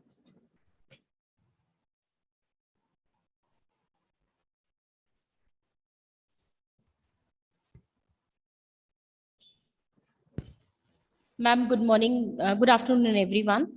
I am Parul Rajvanshi, and I am here going to present my paper. And my paper is, firstly, I would like to give my regards to all the dignitaries who are responsible for organizing this, the conveners for the conference, Jyoti ma'am and Arun sir. And I would like to give my regards to all the dignitaries present in the right now conference with us. Good afternoon to all of you. I'm Parul Rajvanshi. I'm assistant professor, working as assistant professor in MAC, Maharaja Agrawal International College. It's in Raipur. So my paper will be regarding the importance of global citizenship education in business, how it's going to influence us in the business. Firstly, we all know that in business is changing at an unprecedented rate and moving rapidly to the global markets, to network organizations, to culturally diverse workforce, and to operations revolutionized by information and communication technology. In the face of these changes, the need of innovation in management education and development can be felt strongly. The innovations being undertaken by the business schools are designed to develop leaderships based on creative problem solving and teamwork. However, in addition to developing these skills, there's a strong demand to develop leaders with an understanding of broader responsibilities of leadership. It seeks to create the leaders of conscience or the individuals who have the vision to understand the long-term interrelationship between the well-beings of the corporations and the quality of life of the community. In the future of these leaders, when they will be advancing to the positions of corporate influence, they will be in the position to enlarge their corporation definitions by appropriate involvement to address environmental and human capital challenges. Just to encounter the issues of human rights, individuality, and poverty, UNESCO introduced the concept of global citizen education. Global citizen education is dealing with where it works by empowering learners of all the ages to assume active roles both locally and globally in building more powerful, tolerant, and inclusive and secure societies. It is based on the domains of learning, which are cognitive approach, deals with knowledge and thinking skills, socio-economical approach, which deals with values, attributes, and social skills, and behavioral approach, which deals with conduct, performance, practical applications, and engagement by the employees. In my paper, since I'm confined to the business scenario, so we will be discussing this in terms of business only. We believe management is a performing art, where leadership is hard, sweaty work, where you have to roll up your sleeves, pitch in, and work effectively in teams to get the work done, and that the business and the communities operate in the environment in which they are very much tangled with each other. We are approaching in the era where nations are struggling with a set of issues like population, natural resources, social justice, and poverty. All these issues affect the well-being of the nation and somewhere compel them to think as global citizens. Global citizen education is all about promoting the good deeds or just to inculcate employees with a sense of civil obligations to their local communities. Global citizenship education entails an understanding and awareness of future trends that will be affect both the climate for doing the business and the quality of life of world's population. The global citizenship approach starts with understanding cultural differences and socio-environmental issues. Today, there's an urgent need to establish the values which should be based on issues and how these values affect the well-being of the community and the people and the organizations that live and operate within them. Without the firmly held and articulated set of values, there will be no meaningful long-term commitment.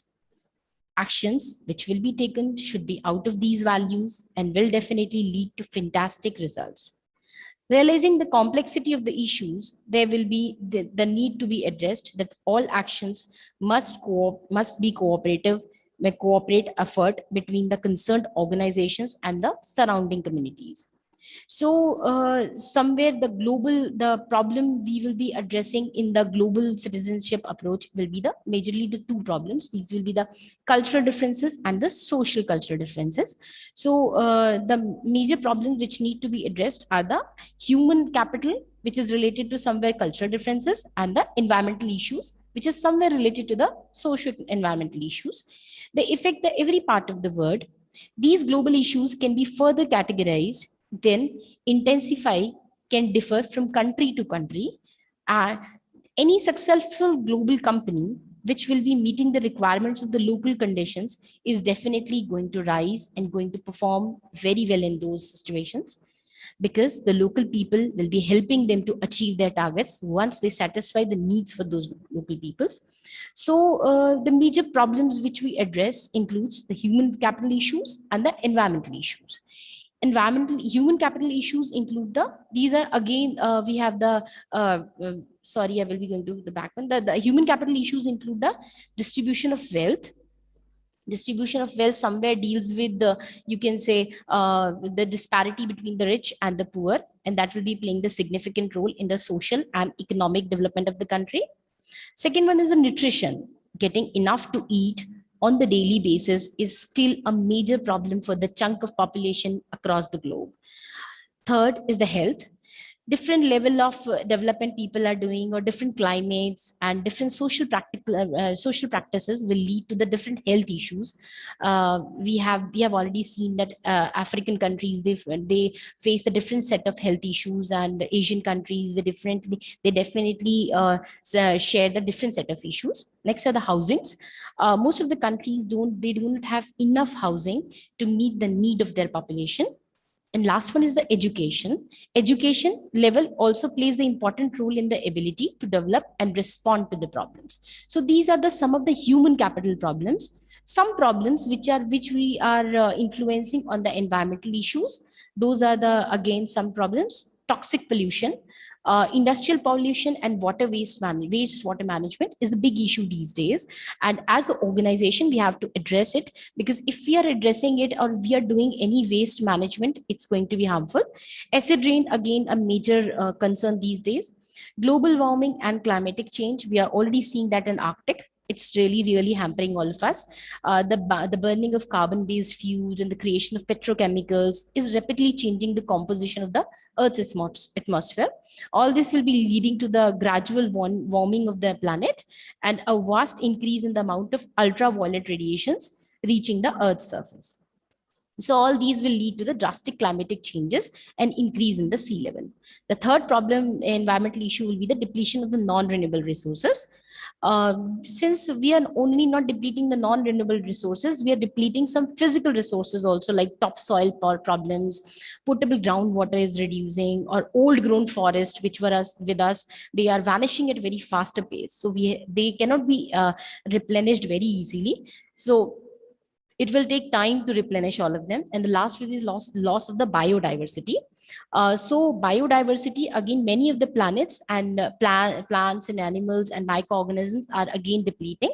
So these issues of human capital and environment are interconnected with economic development. Neither they cannot be accomplished without or with the development of successful economy. Successful economies are the complex mix of factors that determine the socio-economic future of an area and of the people and enterprises working within it. So for the company to be successful in a long term, there is the need to understand the importance of global marketplace.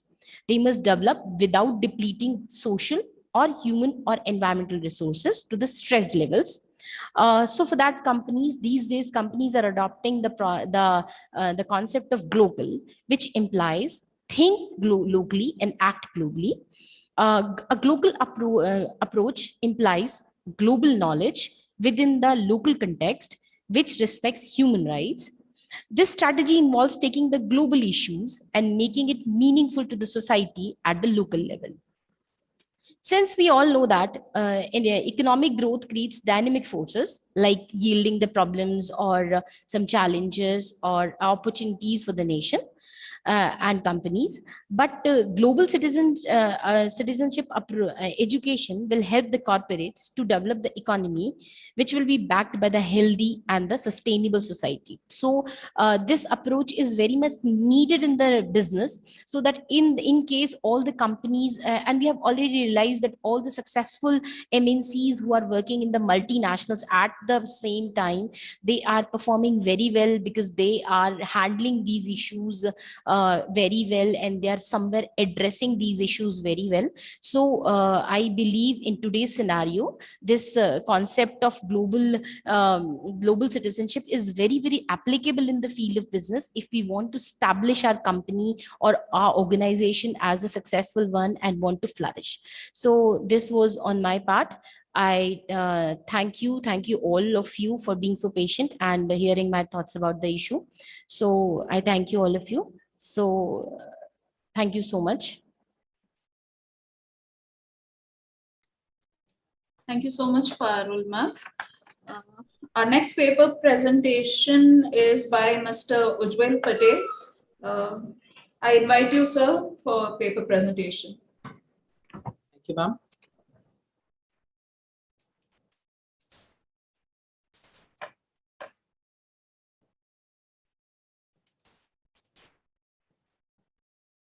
Is my slide visible, ma'am? Yes. Good evening, everyone. Respected dignitaries, convener Arun sir, Jyoti ma'am, patrons Ramesh sir, keynote speakers Professor M.A. Khadar sir and Harendra Singh Jodha sir, our chief guest Dr. Aruna Palta ma'am, and the whole organizing committee. I thank you all for giving me the opportunity to share my views on today's topic. I am Ujjwal Patel, a research scholar from Government DB Girls PG College, that is affiliated a research center of Pandit Ravi Shankar Shukla University, and an assistant professor of Maharaja Agrawal International College, Raipur. My topic today is global citizenship education and the role of technology in it. Now, first of all, I'll start with what is global citizenship. According to the United Nations, global citizenship is the umbrella term for social, political, environmental, and economic actions of globally minded individuals and communities on a worldwide scale. The term can refer to the belief that individuals are members of multiple, diverse, local and non-local networks rather than single actors affecting isolated societies. Promoting global citizenship in sustainable development will allow individuals to embrace their social responsibility to act for the benefit of all societies, not just their own. According to Osler and Starkey, they define citizenship referring to an awareness of the individual living in relationship with others, working with others to change the way things are and participating freely in the society. The second thing is, who are the global citizens? A global citizen is someone who is aware of and understands the wider world and their place in it. They take an active role in their community and work with others to make our planet more peaceful, sustainable, and fairer. It doesn't mean that we only work for the we doesn't work for our community or only we work for the global community. It means that we have an active role in our community as well as we have to work with others to make our planet more peaceful, sustainable, and fairer. Now, the next is need for this global citizenship education. The education for global citizenship is not an additional subject. It's a framework for learning, reaching beyond school to a wider community. It can be promoted in class through the existing curriculum or through new initiatives and activities. The global citizenship helps the young people to build their own understanding of world events, think about their values and what's important to them, take learning into the real world, challenge ignorance and intolerance, get involved in their local, national, and global communities as well, develop an argument and voice their opinions, see that they have power to act and influence the world around them. It inspires and informs teachers and parents too, but above all, it shows young people that they have a voice. The world may be changing fast, but they can make a positive difference and help build a fairer, safer, and more secure world for everyone. Education is undergoing constant changes under the effects of globalization. The effects of globalization on education bring rapid developments in technology and communication, are forcing changes within learning systems across the world as ideas, values, and knowledge, changing the roles of students and teachers and producing a shift in the society from industrialization towards an information-based society. According to Banks, states that citizenship education needs to be transformed due to the increased diversity in nations globally. And according to Nordens, good global citizens should be concerned about diversity, which includes a desirable mix of people representing racial, ethnic, and religious differences.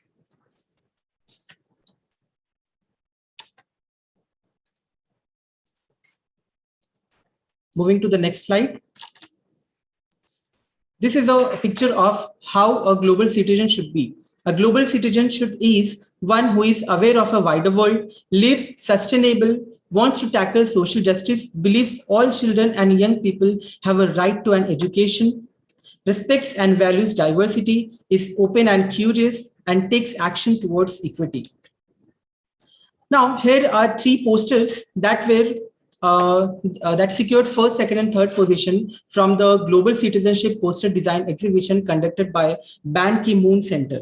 Now, these 3 posters depicts a very significant thing. The first one, the first poster, which we have a globe and a boat in this, had secured the first position with a message that need for humanity to work together to create a better future for all.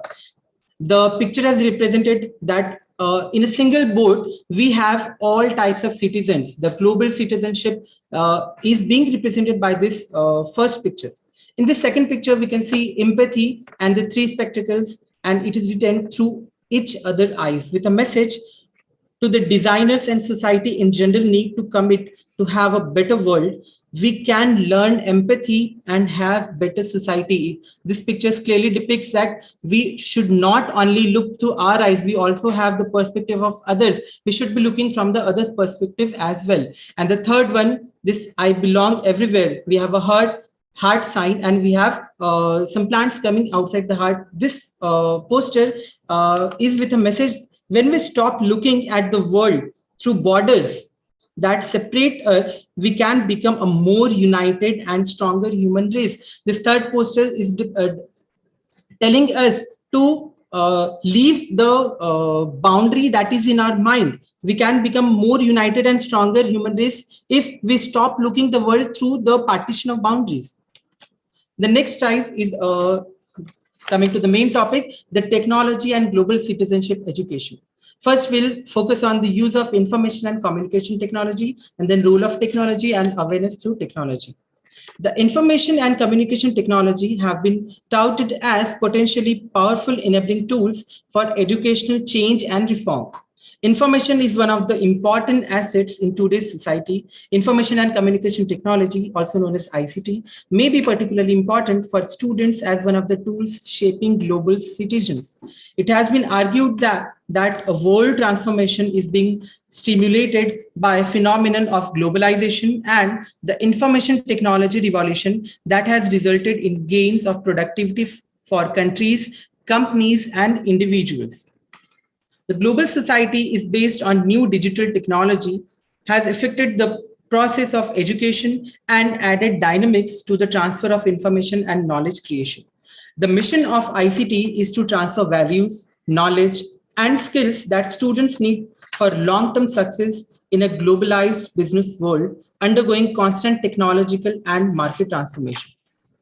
Today's market is mostly based on advanced informatization, so that the students themselves could be more competitive in the market of education. ICT is the main link in their development. Without well-implemented ICT knowledge, students lose the battle with competitiveness in the future.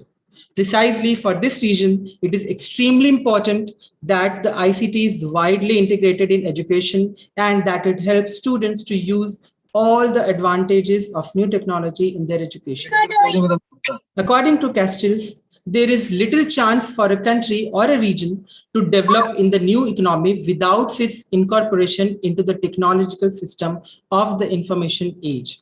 And according further, banks state that citizens in a diverse democratic society should be reflective, moral, and active citizens in an interconnected global world, should have the knowledge, skills, and commitment needed to change the world to make it more just and democratic. The World Commission on the Social Dimensions of Globalization in 2004 discussed a clear relationship among globalization, information, development, technology, and social exclusion, as it emphasized the importance of education for a more inclusive world. The report, A Fair Globalization, Creating Opportunities for All, states that knowledge and information are the keys to social inclusion and productivity, and connectivity is the key to global competitiveness. Effective use of ICT improves many aspects of society's education, government, and healthcare being a key factor for social inclusion rather than simply providing an infrastructure of hardware, software, and connections. Social inclusion as the extent that individuals, families, and communities are able to fully participate in society and control their own destinies, taking into account a variety of factors related to economic resources, employment, health, education, housing, recreation, culture, and civic engagement. The term digital divide, as defined by Chen and Willman, as the gap between individuals and societies that have the resources to participate in the information era and those that do not. Means we have two types of communities, those who are equipped with the digital knowledge and those who are not. So it is clear that education of global citizens need to incorporate new perspectives. We cannot systematically leave anyone behind or out of the global community that has been again and again emphasized in the yesterday's and today's session as well. This approach places the community's core assets and capabilities center stage for the analysis of the role of the improved flow of the ICT as a catalyst in expanding the capabilities of the poor, promoting social justice and inclusion. However, as Murali states, lack of access and poor knowledge with new ICT is one of the serious problems that needs to be addressed to prevent the creation of new social gaps among people and to avoid the fragmentation of societies by the emergence of new technologies, highlighting the inequalities brought by ICT access and use, which then leads to underdevelopment and further social exclusion. In the next slide, we have different aspects of technology and global citizenship education. If we have equipped with the ICT and the technology, we have better connectivity. We can see the social media, we can see any news, we can have access to various books, resource papers that are published outside our local community. We have the global awareness, we have the sense of also belongingness. If I can say, we now is the in this especially in pandemic, we were going with the watching of series and all those things. Means by looking onto those things, we are well aware of the citizens, we are well aware of the cultures of the other countries as well. And according to all those things, we can see the Twitter trends, the Instagram trends. We have the action also for any thing mishappening, any thing that should not happen in the world. We have our voice because of the use of this technology, and because of this technology, we are acting as a global citizen. So connectivity, global awareness, sense of belongingness, and then action accordingly. So the conclusion is, similarly to literacy, new acquired informational capabilities can act as an agent for change for individuals and communities, enhancing their abilities to engage with the formal institutions in the economic, political, social, and cultural spheres of their life. Additionally, the most important one, access and the use of ICT can serve as a promoter of development and social inclusion if adequately used.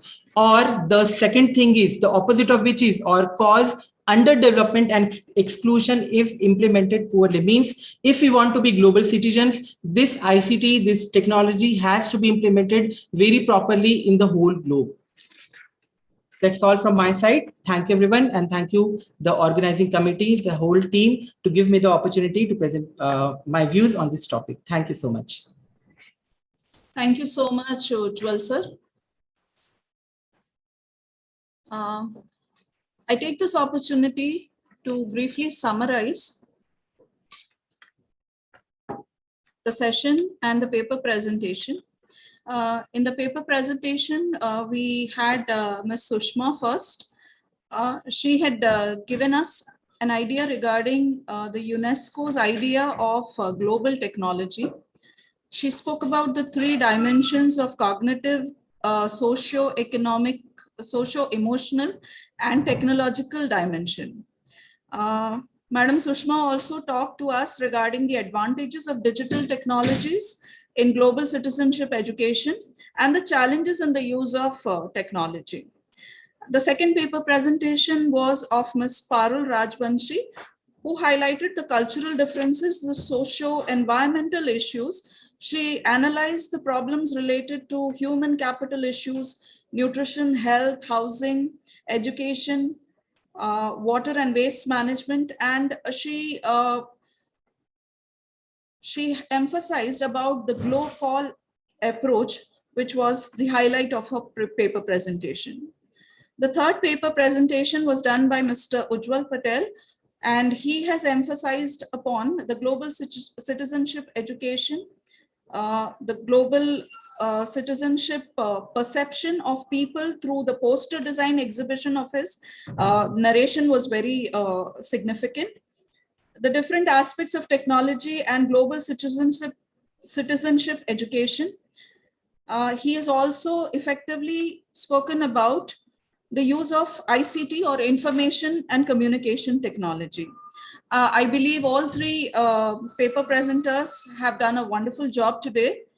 And to go about with the conclusion part of the session, may I now call upon Dr. Tripti to present vote of thanks. Thank you, Modi ma'am. It is fair to conclude that the conference was a great success. So many people have contributed in so many ways to turn this event into a soothing running meeting with very interesting, presentative, and very good atmosphere for discussion. It was very much engaging and informative.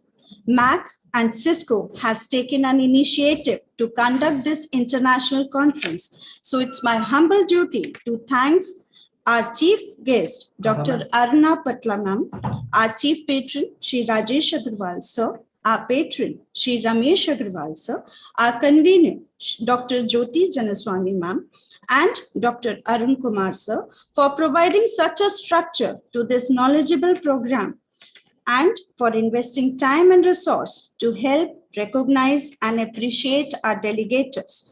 This program ended successfully just because by the support and guidance of a principal of MAC College, Dr. Jyoti Janaswamy ma'am. Thank you so much, ma'am. Further, I would like to thank our diverse and dynamic group of speakers and panelists provide in-depth insight as an actionable and practical tools of engagement model. I am grateful to both the keynote speakers, Professor M.A. Kader sir and Professor Harendra Singh Jodha sir, for sparing your valuable time and worth of discussion.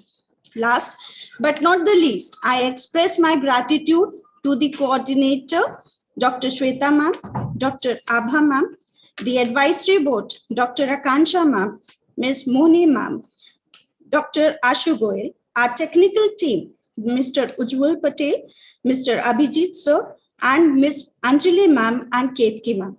Thanks to all. Requesting all the participants and attendees to kindly fill the feedback form before logging out. Thanks to all.